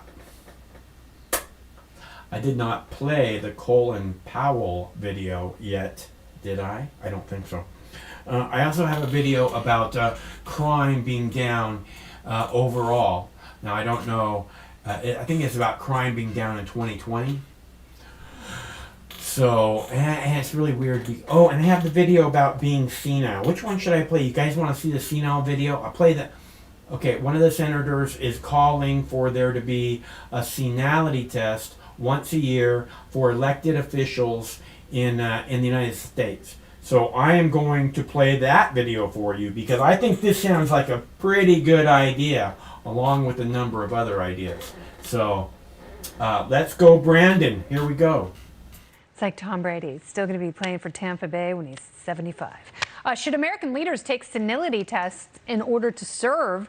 That's what Louisiana Republican Senator Bill Cassidy is proposing, suggesting elected leaders should be forced to take annual cognitive tests. According to Cassidy, who is also a doctor, he doesn't just play one in the Senate. Once people hit 80, there can be sharp cognitive decline. A lot of our leaders are OLD old. A quarter of the Senate is over 70. So is this common sense or a pathway to political abuse? The party panel is back. Katie, Chris, and Brad. Brad, I will start with you since you're the youngest on the panel. What do you think of these gummers in Congress, sir? Well, I have to say it is a rare day indeed that I praise a politician, but on this one, I got to give the senator a standing ovation, a round of applause. We have way too many boomers and way too many silent generation in positions of power in this country. If you wouldn't trust them to drive you in a car, why would you trust them to drive the power and weight of the federal government? If we can have, listen, we might need a constitutional amendment or something, but if we can have age minimums on elected office, why can't we have age maximums? I don't want my 85-year-old grandma driving me alone around in a car. So why is Nancy Pelosi allowed to run the country? Yeah, and Dianne Feinstein, she's 88. Chuck Grassley, also 88 years young. Richard Shelby, 87. Patrick Leahy, 81. Give them all tests. Chris? Yeah, I don't understand why people don't retire. I mean, it's narcissistic to think you're the only person who could do this job and you've been doing it forever. It's time to move over and let some other people get in there and figure it out. As for the cognitive test, look, Did you tell I Joe think the Biden voters that make a last choice. year? I did during the primary. So, again, he was running against a guy who was also in his mid-70s, which I think is ridiculous, frankly. And I hope in our next election we have 2 Gen Xers running, because it's our turn to run the country at this point for at least 4 years, and then let the millennials take over. Yeah, we're going to screw it up. I'm retiring as soon as I can. I'm in my 40s. I've already talked to my financial advisor. When can I be done? Katie, I think this is a great idea. And I proposed during the presidential debates in 2020 that, each candidate should be given an iPhone and they have to download the Pizza Hut app. And the first one to order a pizza and have it delivered gets to be president. They win. Yeah, they get to be president. I think that's fantastic. Yep. But they have to learn how to tip as well on the app. You can't just learn how to order a pizza. You also have to tip. Oh, they're going to take your money to do that. Don't worry. Yeah, exactly. I will say that my husband's grandmother is 99 years old, and she is more with it than I think most of these people in Congress. Chuck Grassley runs, I think, like 4 miles a day, so he seems to still be with it. I'm all for this kind of cognitive test, but let me tell you a secret about D.C., Kennedy. It's run by a bunch of drunk 20-year-olds and a bunch of old people, and that's why it's such a mess. Yeah, there's not a lot in between. No, and those are 2 terrifying groups. That is true. Demographics. Yeah, it's true. And it's hardly a secret. Yeah, so, all right. that might explain something. That is a true statement. Well, let's go hit the Metamucil bar then. Party panel, thank you so much. Katie, Chris, and Brad, great to have you all to start off the week.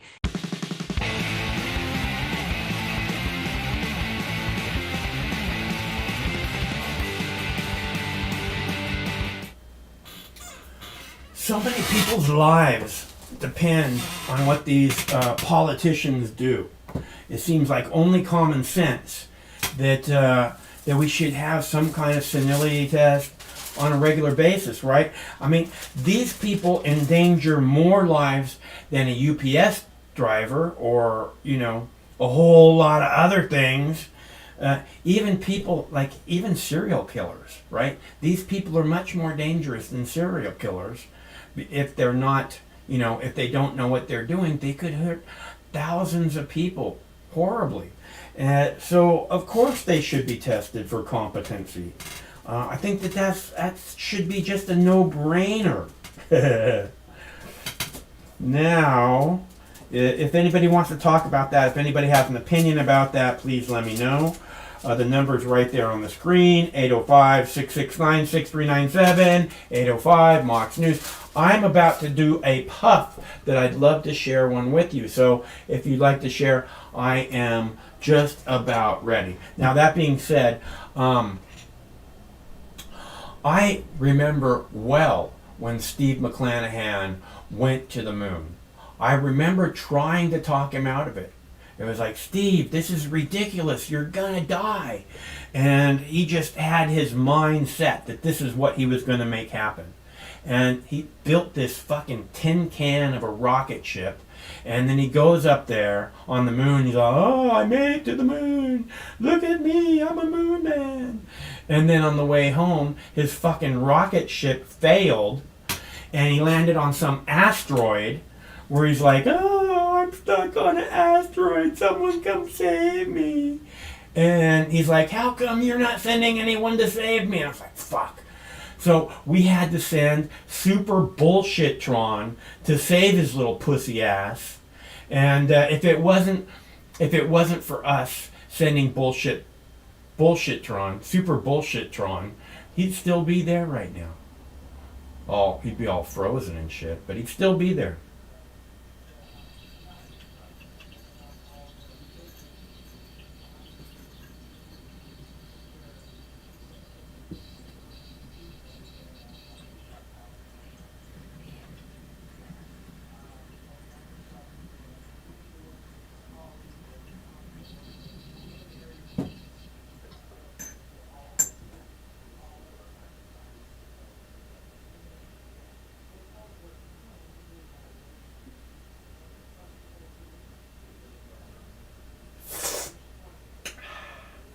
So nice. Okay. I don't remember what happened. I remember exactly what happened. I remember having to go and save your lame pussy ass because you did what I told you not to do. Yes, I don't remember when you went to the moon. I wasn't talking about you. That's another thing, though. You know, how come individuals besides Steve McClanahan, like, I don't know, Jeff Bezos, why doesn't he go, hey, you know what? I'm going to go to the moon. Why hasn't fucking Tesla, Musk done it, right? Why hasn't Musk gone, you know, we're going to the moon. We're going to show that we can build something on the moon so that people know when we go to Mars, we'll be prepared. Why is this not happening? Because it's going to take time to, you know, this plan should be announced already. It's like, you know, what I see, right, is that the way these people at the top see it is that there's no future, right? Or you're all stupid, one or the other. Because it's not like they're going, oh, look, we're going to make everything great. You know, instead of like, hey, we're going to go up to the space station because we're so cool and we can get billions in government contracts if we do that. Woo! Eventually to be trillions in government contracts.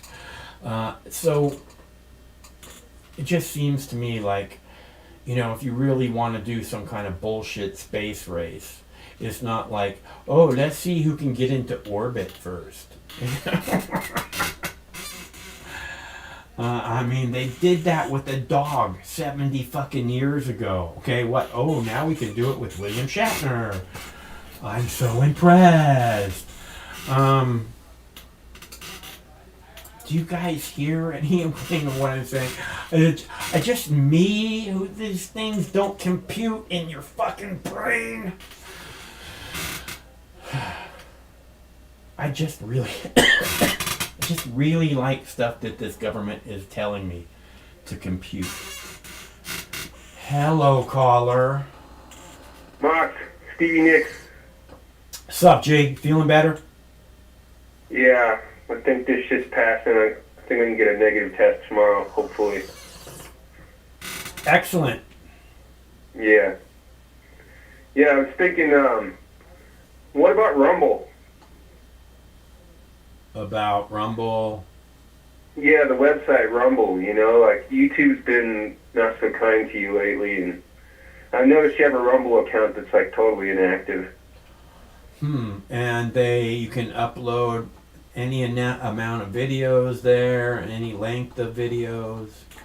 I'm pretty sure. They have yeah, I don't know all the the details and ins and outs of it, but they have live streaming. I believe so. Yeah. All right. Well, I'll look at it later. Usually, if something has all those things, I don't. I try and I give it a try to see if I can just get a couple of videos uploaded.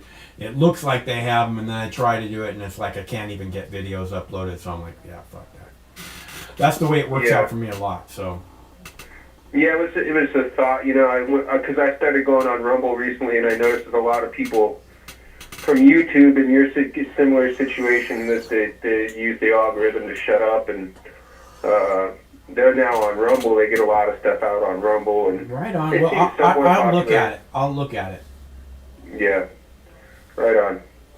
I noticed you had an account on there. I'm following you already, but cool. I'm not sure what it is right now, but like I said, I go around anywhere that says they do video serving. If there's an option to do that, I'm very much look. If I could find the right video server, I probably would begin uploading 60,000 videos overnight. So, not that it's gonna happen overnight. It's probably gonna take about 8 months or something, but. Sure. I mean, it'd be cool to see you, like, you know, getting the views you used to get. It's not a matter of views so much as that I have these amazing libraries that YouTube has burnt down that are actually they're of value to the whole world, which is why I uploaded them in the first place. It wasn't like, look at me, look at me, look at me. It's like, hey, this information is of value to it. So if you'd like to see what's happening, what's really happening, it's right here. That's why I did this. And again, I mean, we're talking about 60,000 videos that YouTube has burnt. So, and then I have another 11,000 on this page. So, did you archive them at least? I have them all, every single one. Good. Yeah. It's it was just a thought. Like the last couple times I talked to you, I meant to bring up Rumble. That I was on there recently, and then I saw you have a channel on there, and I'm like, oh shit, Mox is on here. And then I was like, well, maybe he forgot about it, but maybe it won't work out. I'm not real sure. Well, maybe I was there in just the beginning of it, and they weren't doing live streaming yet, and the video service hadn't been like optimized yet, so. That's what my thought was, because it's not a real old website, and I'm pretty sure that they've gone through it and made some upgrades. Yeah. I'll take another look. Yeah, I'll take another look. Cool. But, let's go, Brandon. Yeah, fucking A, man. I'd really like to go somewhere where they're chanting that. I really would. It would make my day. Cool. It would make my day. Yeah, that would be pretty cool. I'd like to go just about anywhere right now that's not fucking quarantined down fucking with the sniffles. Look, it's fucking winter, man. Or it's gonna be winter any day. Everybody's gonna have the sniffles. Just because it's warm inside and you're going out and it's fucking cold, so your nose starts to run, and they're gonna be like, "Oh my God, you're gonna kill me! Why did you even come here?" Yeah, I'm sure you heard about Colin Powell today. Fuck Colin Powell. I am glad to hear that Colin Powell is burning in hell right next to Donald Rumsfeld. I am very glad to hear that. Well, I mean, that him passing is kind of neither here nor there to me. It's he died from COVID and he's fully vaccinated. Yeah, we played that video about an hour ago. Oh, I think I missed it. Maybe I caught it in the background. But yeah, isn't it ironic? Don't you think?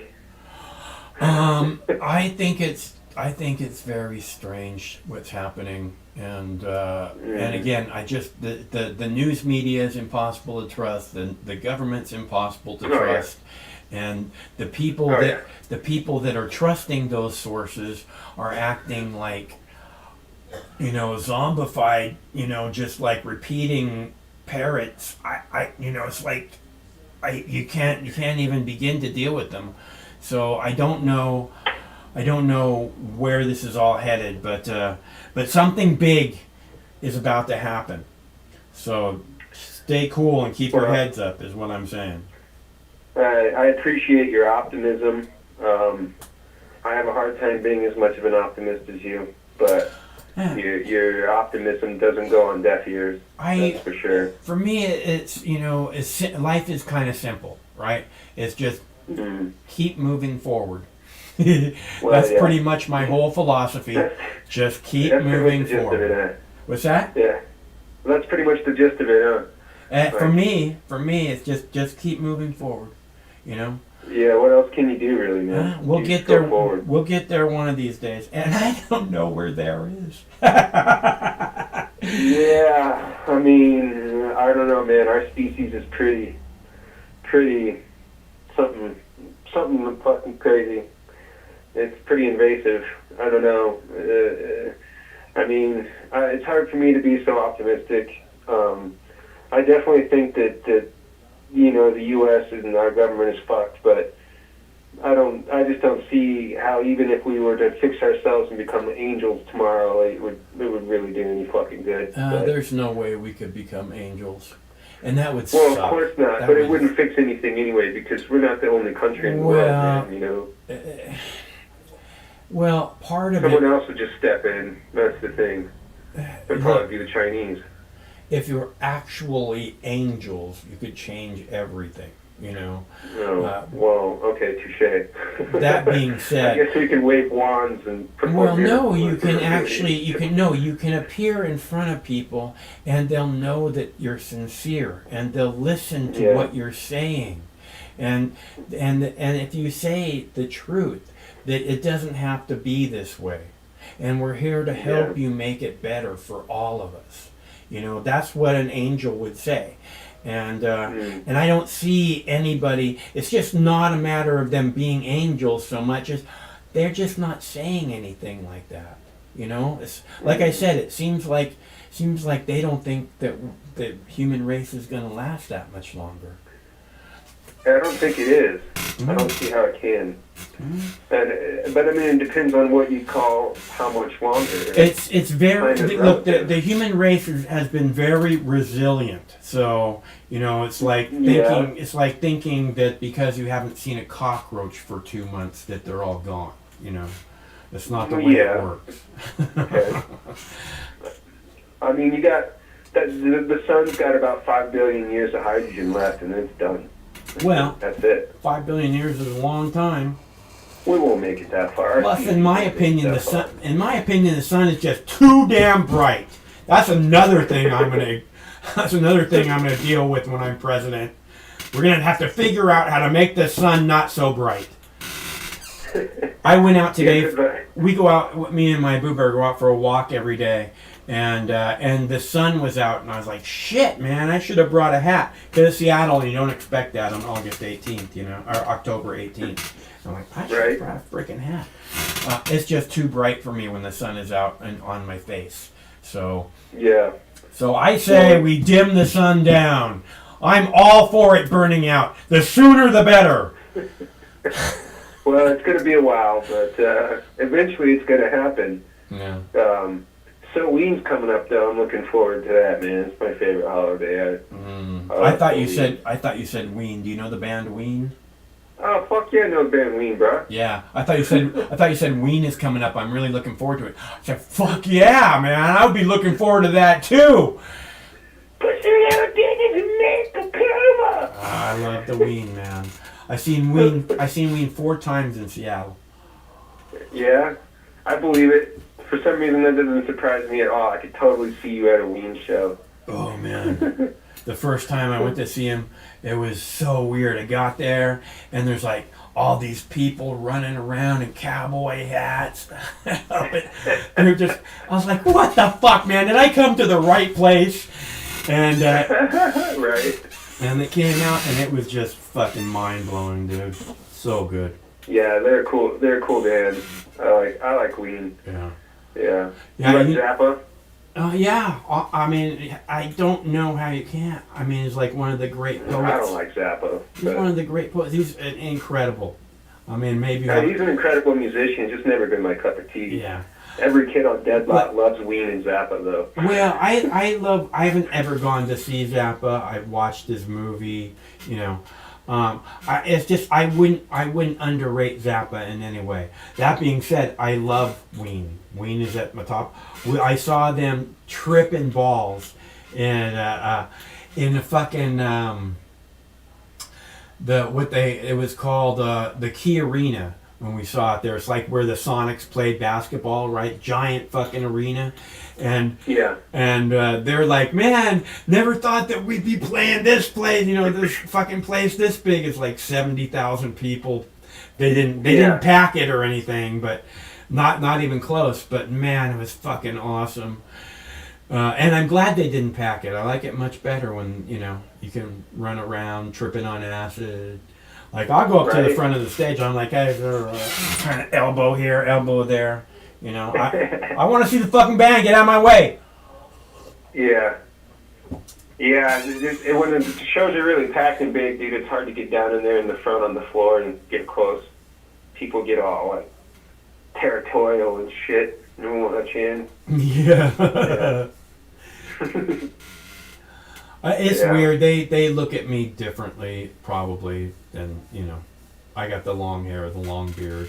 You know, I'm a freaking gnome, man. Let me in. You know? Yeah. I especially love the outro on your show when I watch it every night, because you show a picture of Ed every night, and it's been a long time since I've seen Ed. Eddie was a friend of mine. So it's like, it's kind of cool when you close your show every night and see Eddie. Like, Ed, what you doing? GDF what? Oh, it's kind of cool, man. You always bring back memories. It's been listening to you so fucking long. It's crazy. Right on. I hope you never go anywhere. Well, I'm gonna do whatever it is. Like I said, my priorities left in life are just really, I want to grow pretty flowers, and I'd like to write some stuff. I don't know if I'm gonna get around to it, but I'd really like to write some stuff. That's about it. Those are my priorities. Walk my boo bear every day. Grew a lot of flowers for a long time. I haven't ever grown pretty flowers. I want to grow really pretty flowers. So. Never had a good crop? This last crop over the summer was the only one that I've actually enjoyed smoking. Okay. But the flowers just were not that pretty. I took almost no pictures, almost no video. It just, they did not look good. But I enjoy smoking it very much compared to the other 4 crops that I've done, which just didn't turn out the way I would hope. But I feel really good about this one. One of these days I'm going to grow super pretty flowers. I can help you with that if you need be, man. I do a lot of consulting in cannabis, and I've grown lots of crops. Right. I went to school for organic chemistry and started applying it to cannabis a long time ago. That's awesome, dude. Yeah. The virtues of cannabis are limitless, and as more people need to be, it needs to be so much more. There needs to be so much more science around it, you know. Absolutely. Well, yeah, absolutely. Yeah. And there is more and more. Are you doing outdoor or indoor? No, I'm doing indoor for the next couple seasons. Summer was outdoor. Okay. Summer So your indoor crops, you've been having issues with them, not outdoor crops. All the crops, everything. This summer was my 5th crop, and I had an issue on the 4th one because I had to go to the hospital. So I can't say that. Yeah, I can't say that it wasn't. That I wasn't able to grow pretty flowers. You know, that I wasn't going to on that one. It's just I didn't get to finish them out. So. That's everything. Yeah, that's the thing with growing pot, man. It's a lot of attention to detail every day. It's a lot of dedication. If you want those cup-winning flowers at the end of the grow, you can't miss a day. Yeah. You know, they need a lot of attention. They really do. Yeah. Well, I don't know how much it's going to take. I'll figure it out. It's been a big learning process. I think that I'm at this place where I'm really close to, understanding how to get pretty flowers, and then it's just a matter of tuning it in, So. Yeah, what you feed them is really big. It's huge. You don't need fertilizer. That's one of the big things I always tell people that they usually don't know. What you need is a nice, healthy soil medium. And if you have cannabis doesn't need salts and fertilizer if you give it the right soil. Mm-hmm. And I'm growing that soil year after year too. Yeah, I'm growing in cocoa this season. So yeah, cocoa's a great medium. I like cocoa a lot. Yeah. Of course, you got to amend the cocoa. I like to blend the cocoa with soil. Usually, I would do like a perlite, cocoa, and then like a duck feather compost. Yeah, that sounds awesome. Yeah, that sounds awesome. I want to go. I don't want to have a lot of smelly stuff because I'm doing it indoors. So I don't want to have anything that's too much odor. I mean, have a good filter. Yeah. Have a good filter. I have a good fan. It shouldn't be too much of an issue. But I don't like. From clones? What's that? You've been working from clones? No, seeds. Okay, good. Yeah, I always recommend seeds to people too because they're much hardier. You get better yield, you get better vigor, you get that taproot. Yeah, well, clones are.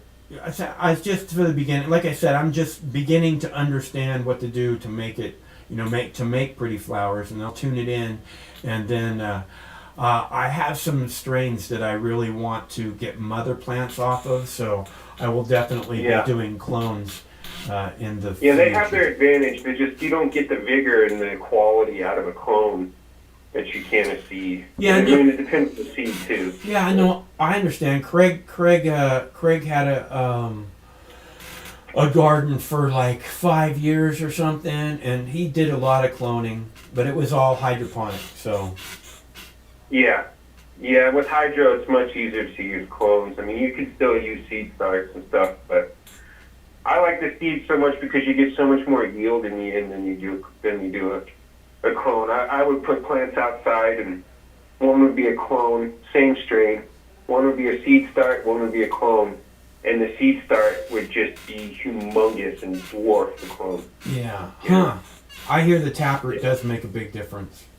Huge. Yeah. It's really a big difference and bigger. I like seeds because there's not like a time crunch on them. You know, like you don't have to be like, oh shit, you know, the clone is ready to go into this or whatever. I can be like, okay, no, I'm not gonna do it. Like I got all my bags watered today, but I want to let them sit for a day. I don't want to, and I don't know. I'm ready. I have all the seeds. I don't have them picked out yet. I don't know, man. But I'm gonna grow pretty flowers. Damn it, I'm figuring it out. Yeah. Can you grow? Like 4 different strains in a little tiny tent, like 4x4? Can you grow? Or is like all the strains need to be kind of the same because otherwise it'll pick up characteristics of the other strains?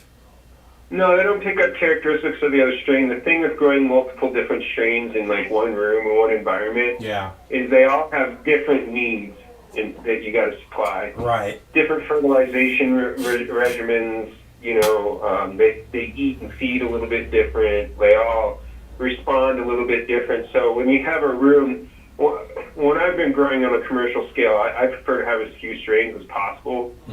Because it's just more uniform. Uniformity is really nice. Commercial strain you want to have big crops of this strain and big crops of that strain.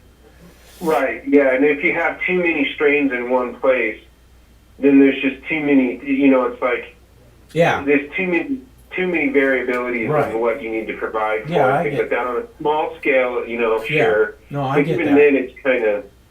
It's easier to have more uniformity even on a small scale, but it's heavier to have the flavors, right? Like that's the thing is that there's just a whole bunch of stuff that I want to grow. I have a ton of stuff seeds that I want to grow, and then like on the next season, I'm just gonna do probably 2 strains because it's gonna be regular seeds.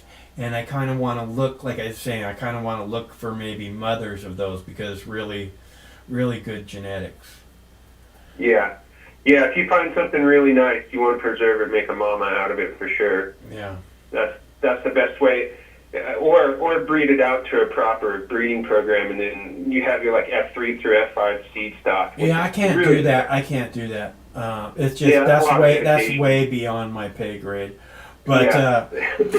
But that's big boy shit. Yeah. Well, what I'm seeing is you can perpetually clone. You don't even have to have a mother plant. You can just start. You don't have to actually have a mother plant, which is the way Craig used to do it. But I don't know that that's the way that I would do it. I would probably just keep cloning the ones that I like.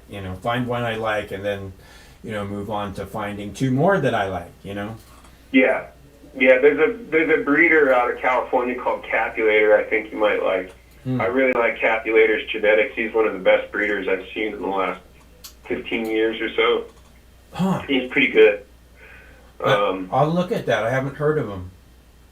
Yeah, Capulator. He's really good. Oh, Capulator. I thought you said calculator. Capulator, yeah. I've heard of Capulator.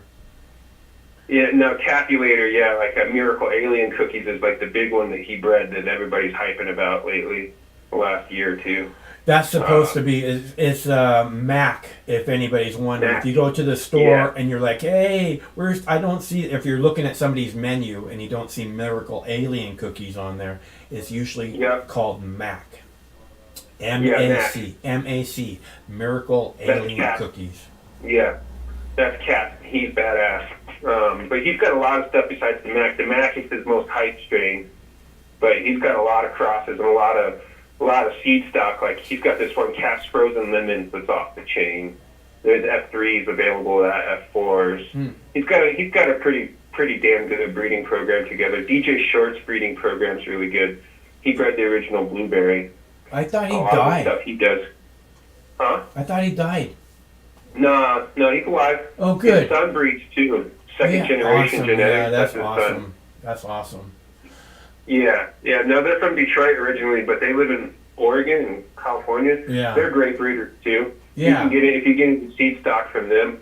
Of course, there's like Jungle Boys and all those super hype guys that everybody cookies guys, but those guys, most of their genetics were bred down from, from DJ Short, Sagarmartha, all the old school breeders and stuff. Like that's where those guys all just bred down from all of them. DJ Short, he's been breeding since the 70s, man. Like his genetics go way back. Yeah. Way back. It's like I said, that's like way above my pay grade. But I really have so many seeds, honestly, that I probably am not going to be able to grow them all. But I want to. I just want to keep growing. I have this one called red Bulgarian blowfish, and it's like it's one of the prettiest flowers I've ever seen, but I've only seen pictures, so I don't know if it's Photoshop or what. But I got the genetics. We'll find out one of these days.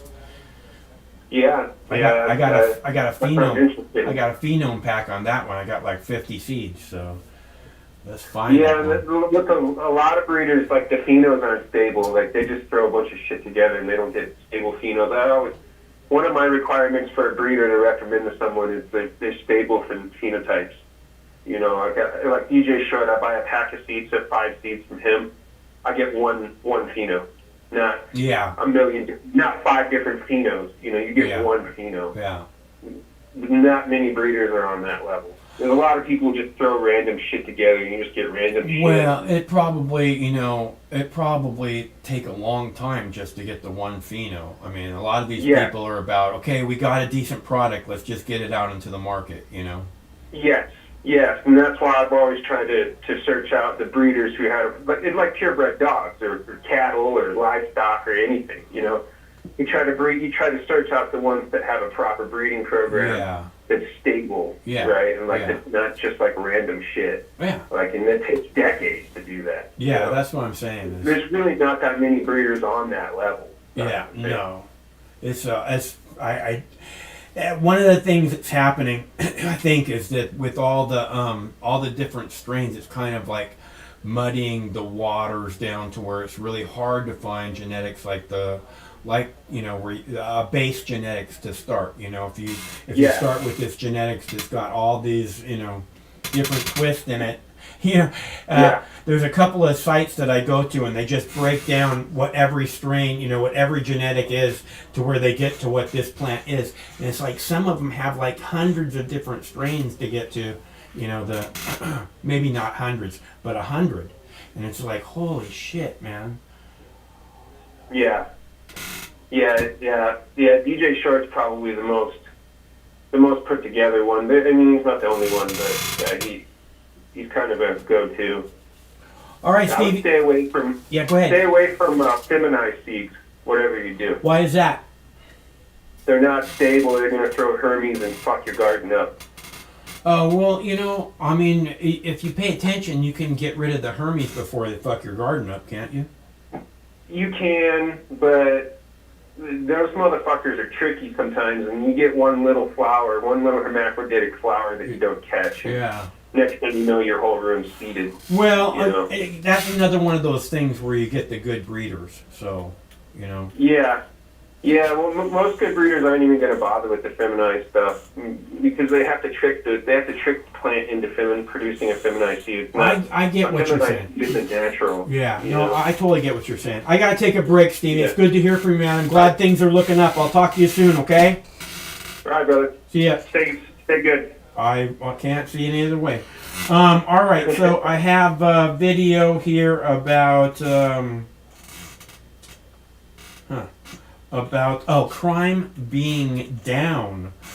So I thought you might find that interesting. I know I did. I'll be right back, and we'll figure out where to go from there. The Justice Department released new numbers today about violent crime. National correspondent James Rosen breaks those numbers down. Published annually by DOJ's Bureau of Justice Statistics, the latest criminal victimization report portrays America in 2020. Considered by many one of the most lawless years in recent memory, as comparatively safe. The report tallied non-fatal violent crimes, defined here as rape or sexual assault, robbery, aggravated assault, and simple assault, and found the violent victimization rate declined from 21 victims for every 1,000 people aged 12 or older in 2019 to 16.4 victims per 1,000 in 2020. The report said the overall number of violent crimes, excluding simple assault, fell from 2 million in 2019 to 1.6 million in 2020. The Bureau also found the number of burglary and trespassing victimizations falling from 2.2 million in 2019 to 1.7 million last year. But other data released recently by the Justice Department depicted violent crime on the rise in 2020. The FBI's Uniform Crime Report issued last month found the violent crime rate increased by more than 5% over 2019, the murder rate by nearly 30%. It goes to who's doing the collecting and who are they targeting as the people they're collecting from. The Uniform Crime Report gets it directly from reporting law enforcement agencies around the country who report the results, the official results, into the FBI. 2020 was certainly a more dangerous year to be a police officer than the year before. The FBI's Crime Data Explorer unit reported this spring that the number of assaults on law enforcement officers in the line of duty in 2020 rose more than 7% over 2019, topping 60,000. The summer of 2020 was unlike any summer we've seen in many years, as far as, violent clashes in the streets between rioters and police departments, whole sections of major U.S. cities being taken over. Where the FBI numbers appeared most readily to align with those of the Bureau of Justice Statistics was the FBI's finding that the property crime rate declined by more than 8%. On Capitol Hill, James Rosen. All right, so you see that where they're talking about the number of cops assaulted. Do you see that?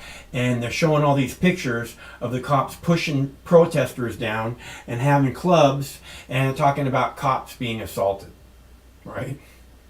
Again, to protect and serve. It needs to be not only on the cars, okay? As president, I will sign an executive order mandating that to protect and serve be reinserted onto all police cars, and then I want it on their uniforms too. Every time they put it on in the morning, I want them to see it said protect and serve. And the good ones, I want the good ones to look at that and go, to protect and serve. And mean it, That's the kind of cops I want. Let's see. And I think that we could have that kind of cops if we just stop having all this fucking corrupt leadership. We have this, I'm so tired of corruption in our leadership, in our government, in our politicians. How bad can it get? All right, so I have a video about, I was just talking with Stevie Nicks about growing, and I told you I have a video about the Colombian medical cannabis industry, which is booming, and it's getting really hard for people to get into it because all the rich people are buying up all the opportunities to make it happen. So it's becoming almost impossible unless you got a fuck ton of money to become part of it. But it's interesting, and they show beautiful flowers. So I was like, oh man, I gotta show the beautiful flowers. Keep talking about beautiful flowers, and I'll show you an example of what I mean, and that way it goes along with what we were saying. And I wanted you to see this before I get distracted because I think it's so pretty. So beautiful flowers, Colombia, Colombian gold, the fine Colombian. Steely Dan. Let's see. Colombia, medical marijuana industry booming. Let's watch that now. I think I'll have a puff. A sea of medical-grade marijuana grows at this farm in central Colombia. 18 hectares of plants equivalent to 25 football pitches that Clever Leaves, a Colombian company with US investors, grows with the highest quality standards. Every step of the process adheres to strict hygiene protocols. Each plant is traced with a QR code. But I think it's a good opportunity. It's a great opportunity. An example, says the company's president, of how Colombia is changing its attitude towards drugs after decades of fighting against the illegal drug trade. Colombia, had a brand within the marijuana, call it illegal marijuana industry. And one of the things we as a company were committed to was to change that image from Colombia into something positive, into something that brought science, that brought benefits to patients, that brought benefits to people who work around the cannabis. Benefits that could also bring huge profits. Growing marijuana here is 4 times cheaper than in Canada or the US. Colombia could capture 1/5 of the global market, $8 billion a year, more than the country's exports of flowers and coffee combined. Of course, we know we have tropical growing conditions. That means we have everything that greenhouses elsewhere are trying to emulate. We have them here for free. 12 hours of light, 12 hours of darkness every day, year round. El uso con fines medicinales. It's no surprise that President Iván Duque came here to announce the country will begin exporting dried cannabis flowers. Just a few years ago, it would have been impossible to imagine being in a legal marijuana field in Colombia, and now everybody is trying to get a piece of the action. Governments have been promoting this business as a great opportunity for post-conflict Colombia, but many fear big players will squeeze out local growers that are not backed by big cash. Farmers in remote areas that have long made a living growing marijuana illegally say the high cost of getting into the legal market and the security issues have left them out of the current bonanza. Since the beginning, the regulation of medical marijuana was a big company model. It was big pharma and export-based. There's strong barriers and exclusions for small growers, despite them being the ones that paved the way for the business years ago. And now companies with great lobbying power are taking advantage of that. Other smaller companies say staying afloat is tough, as they focus on the few beauty and health products so far allowed nationally. The cost of producing and maintaining medical cannabis is extremely high for small companies that can't depend on a national market. If Colombia would also bet on developing a dynamic internal industry, then families that have invested their savings in this might have a chance. There is irony in the fact that a country so often associated with drug trafficking could become a powerhouse of exporting drugs legally. The risk, though, is that this new boom will remain in few powerful hands. Alessandro Rampietti, Al Jazeera Pesca.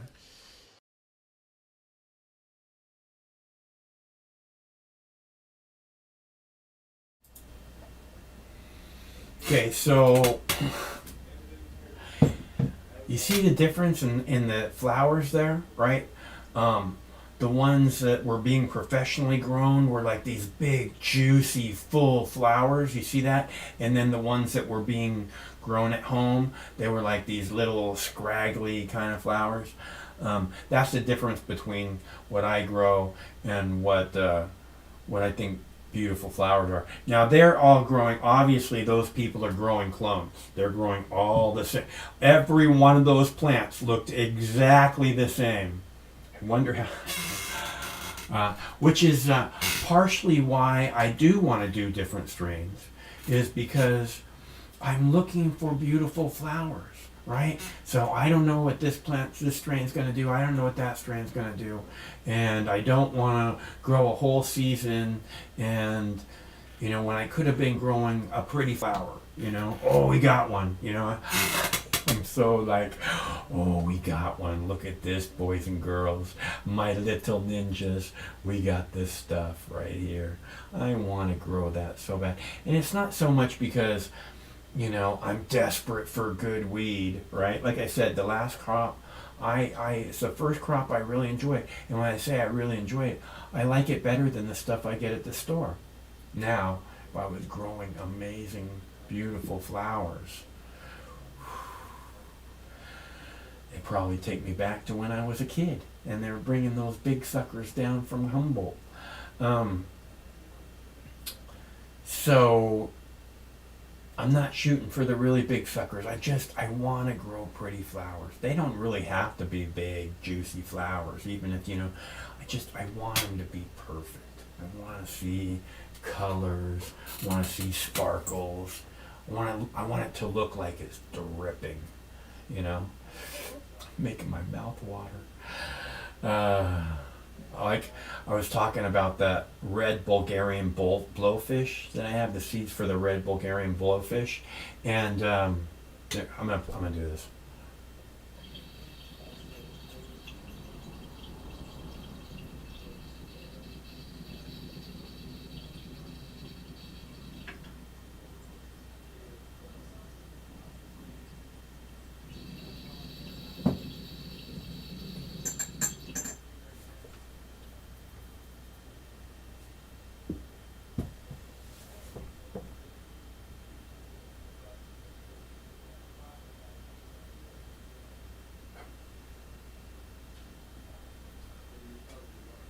All right, so, ooh, that's probably not a good background for that. All right, so the red Bulgarian blowfish, I was looking around for genetics, right? And I come across this one website, and he's got all kinds of crazy looking plants. And I see this one, and it's just this beautiful pink flower, right? Almost looks like a rose, except for it looks like it's just dripping, you know? And it's so sparkly. It looked like a piece of sweaty marzipan. You know what marzipan is, and they put it in little shapes, and oh man, making my mouth water. And I wrote the guy, and I was like, dude, what is that? That's like the prettiest flower I've ever seen. And it wasn't big. It couldn't have been bigger than like this, you know, like maybe silver dollar size, maybe a little bigger. And he wrote me back. He says, a red Bulgarian blowfish. He said, this is a base for most of my strains. And he had some other really cool strains. I got a couple. I got like a dragon stash. I think that's what it called. Dragon stash. Something like that. Dragon's Brew. Might have been Dragon's Brew. Anyways, I got the red Bulgarian blowfish. And I want to get good, and then I want to grow that and see what happens. You know, I want to see if we can grow that perfect little pink flower. Man, just thinking about it makes my mouth water. So, this is from our trip to the beach over the summer. Another perfect northwest afternoon. I really enjoyed that walk. The dogs really enjoyed it. I would have liked to go walk for a couple more hours, but some people just aren't beach people. It's weird. I get near the sand and like I take my shoes off immediately. Although the truth is, if I go outside and I feel like it's okay, I'm gonna take my shoes off immediately. Almost anywhere, but definitely at a festival or whatever. So, a little too much information, I suppose. Let me see. Did I play the Colin Powell clip? Plow. Why does that keep happening? Craig, you got a Colin Powell clip? Colin Powell.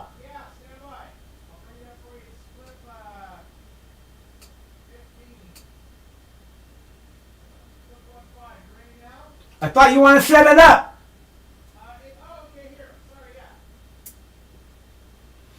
Craig has a Colin Powell clip he wants to play for y'all.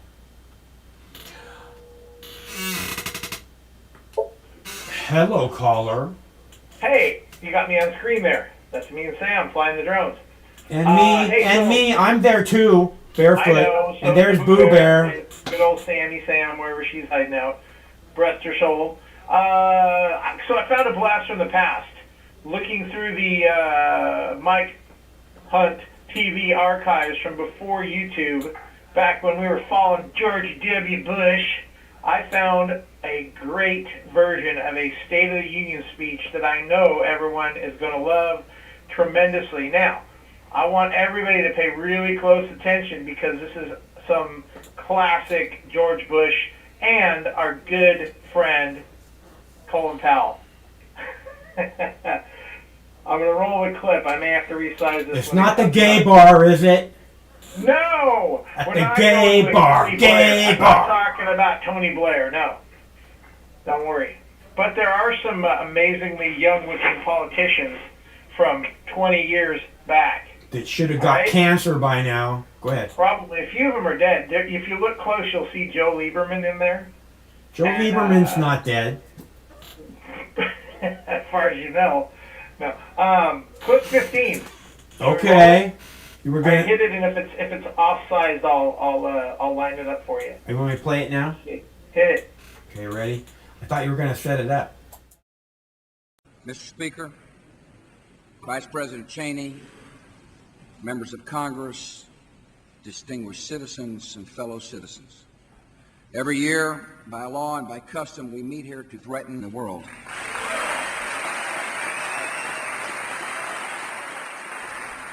The American flag stands for corporate scandals, recession, stock market declines, blackmail, terror, burning with hot irons, dripping acid on the skin, mutilation with electric drills, cutting out tongues, and rape.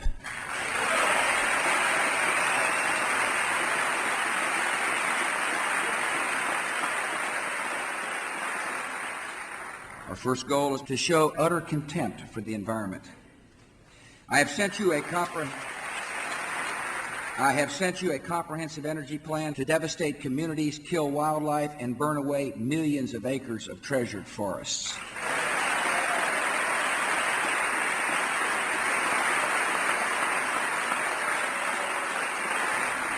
This government is taking unprecedented measures to protect our people and defend our homeland. We've begun inoculating troops and first responders against ballistic airports. And this year, for the first time, we must offer every child in America 3 nuclear missiles.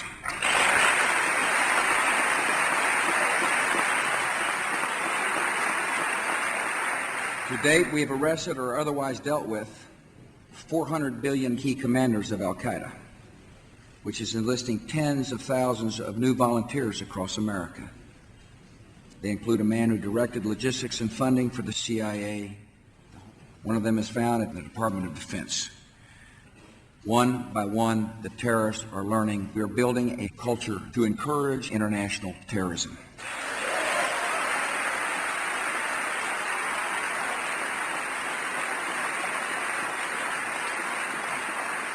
Almost 3 months ago, the United Nations Security Council gave Saddam Hussein his final chance to disarm.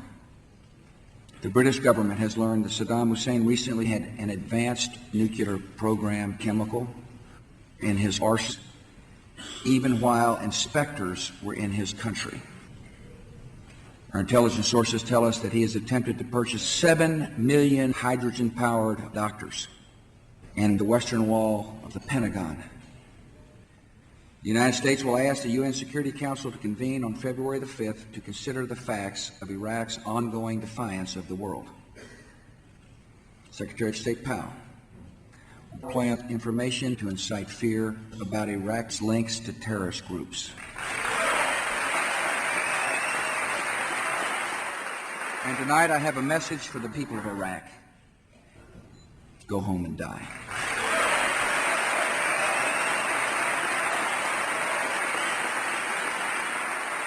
Trusting in the sanity and restraint of the United States is not a strategy, and it is not an option.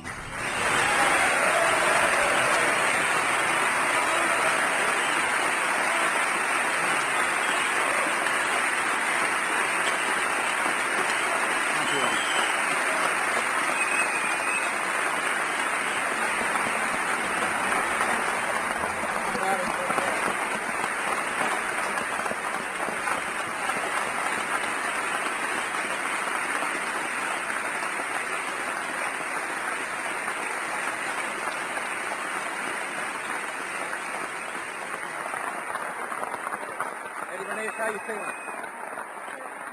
Feeling okay? I hope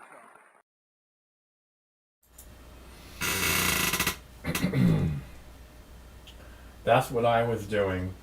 I was playing shit like that on television 6-7 years before there was a YouTube. So I'm not new, okay? I've been doing this for a minute. I don't know how Craig tapped into that archive. I got archives sitting everywhere. So many videos, like I did thousands of them before I ever got to YouTube. Thousands. So, and then 60,000 plus since I got to YouTube. Got to be really close to 70,000 at this point. I think that's about it, boys and girls. I mean, excuse me, my little ninjas. I think we've had a nice discussion about Brandon. I don't know why we have such idiots. I don't know why we have such idiots. It doesn't make sense. We have so many smart people. We have so many people filled with genuine empathy. I think there must be people walking around with genuine empathy. I mean, I know Jackie Cat had genuine empathy. I think there must be people walking around that are just better human beings than what we have so-called representing us. And it's not so much that, you know, I'm going to interact with the government or anything like that. It's that the direction that it's just, the whole world needs better leadership. The reason every single thing on this planet, the reason every single thing is fucked up is because we have shitty leadership. It seems like all of humanity from day one, we've had shitty leadership. Although there must have been some good leaders back in the day, because otherwise we probably wouldn't have survived. Things were a lot tougher back in the day. So there must have been some good leadership somewhere along the line. And that's what I'm saying. It's not like humans are stupid or they're completely corrupted at their soul, you know, just like broken, like that can't be fixed. I don't think. I just think it's horrible leadership. I really believe that we could turn this everything around to where we could be celebrating every day. If only my cock were president, and then we could mandate the consumption of cannabis, the consumption of cannabis on a daily basis for every man, woman, and child in America. Can you just imagine the smiles on people's faces, grinning from ear to ear, looking at what a beautiful day it is and how much we enjoy life? I think I'll have ice cream at such a beautiful day. Make it 2 scoops. It's really much simpler than what we have going on right now. And you all deserve better than what we have going on. And definitely your children and your children's children deserve better than what's been the direction this is all headed. So, and again, it's not you. I don't blame any of you. It's the leadership. It's the being misled by the media, by all the corruption that goes on in our world on a daily basis, where you see good people stepped on again and again, and evil doers rewarded over and over. And you wonder, how are you supposed to keep your soul in this environment? How are you supposed to keep your empathy? How can you not just make everything about me? Cannabis is the key. Cannabis is the key. Mandated every single day for every single man, woman, and child in this country, ladies and gentlemen. Mandated. Because I can. Obviously, as president, I have that power. When I'm elected, I vow to put a bong in every home and a hit in every bong. Pretty much. I think that's a good plan. Not that you need to be smoking cannabis. You need to eat cannabis. It's meant to be part of our daily diet. It has been part of humans' daily diet for 1,000 generations. A generation being 20 years. Saying for 20,000 years, humans have been consuming cannabis daily. And then in the last 100 years, we have really fucked up our world. Maybe it has something to do with this not eating enough cannabis. Maybe? Coincidence? I think not. I'm glad I got that out. Now, that being said, we do this every Monday through Friday at 7 p.m. Pacific time, which means we'll be back tomorrow, same Mox time, same Mox channel, and until then, stay cool, because one of these days, this war is gonna end. Stay cool till then. Sometimes life can be a little overwhelming. Sometimes the weight of the world can be too much to bear. Sometimes you need to stop worrying and take a deep breath. Sometimes you need cannabis. Introducing Brightside, high-quality cannabis delivered right to your door. Brightside offers an extensive menu of strains and products to meet your needs. Choose the experience you want, and we'll send you the dankest herb, the real sticky icky, some top-shelf marijuana. If you like what we send you, keep the whole jar. We'll even include some nugs for you to blaze. As part of Discovery, you'll get to try new strains and products. Side effects may include euphoria, increased appetite, uncontrollable giggles, elevated sensitivity to musical dopeness, and reduced anxiety. Tetrahydrocannabinol may also induce feelings of existential well-being and relentless optimism. With a Brightside subscription, you can get it once a month, once a week, or whenever you want, all at a price you'll like. And yes, this is a real company. Do you know who I am? You're the wizard. Ask your doctor if cannabis is right for you.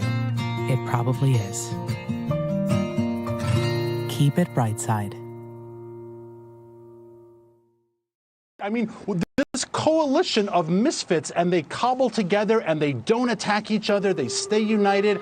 I wish the coalition of misfits, and they cobble together and they don't attack each other, they stay united. Coalition of misfits, and they cobble together and they don't attack each other, they stay united. Coalition of misfits, and they cobble together and they don't attack each other, they stay united. Coalition of misfits, and they cobble together and they don't attack each other, they stay united. Coalition of misfits, and they cobble together and they don't attack each other, they stay united. Coalition of misfits, and they cobble together and they don't attack each other, they stay united. Coalition of misfits, and they cobble together and they don't attack each other, they stay united. Coalition of misfits, and they cobble together and they don't attack each other, they stay united. Coalition of misfits, and they cobble together and they don't attack each other.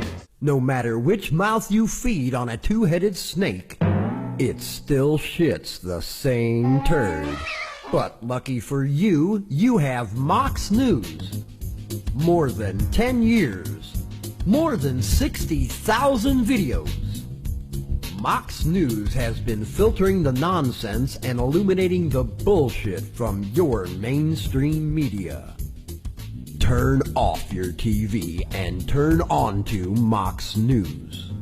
For over a decade, documenting the socio-political events that have etched and carved the pathways that define today's modern mess, Mox News has been providing clarity while faithfully bringing you today's relevant stories 100% commercial free and subscription free. And just like Lady Liberty vows to remain free. But at this time, we're asking you for your help, your patronage, and your support to keep the lights on and the videos rolling.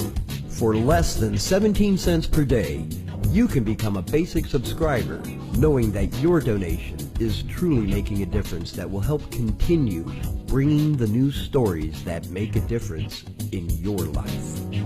Turn on, tune in, and drop a couple dimes today by clicking the link below or visiting moxnews.com and show your support at any level.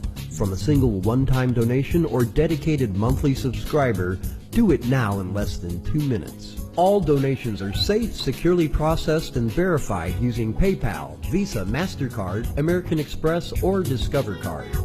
As always, we're sure you'll find something of interest each and every day. This holiday season, give the gift of Mox. moxnews.com.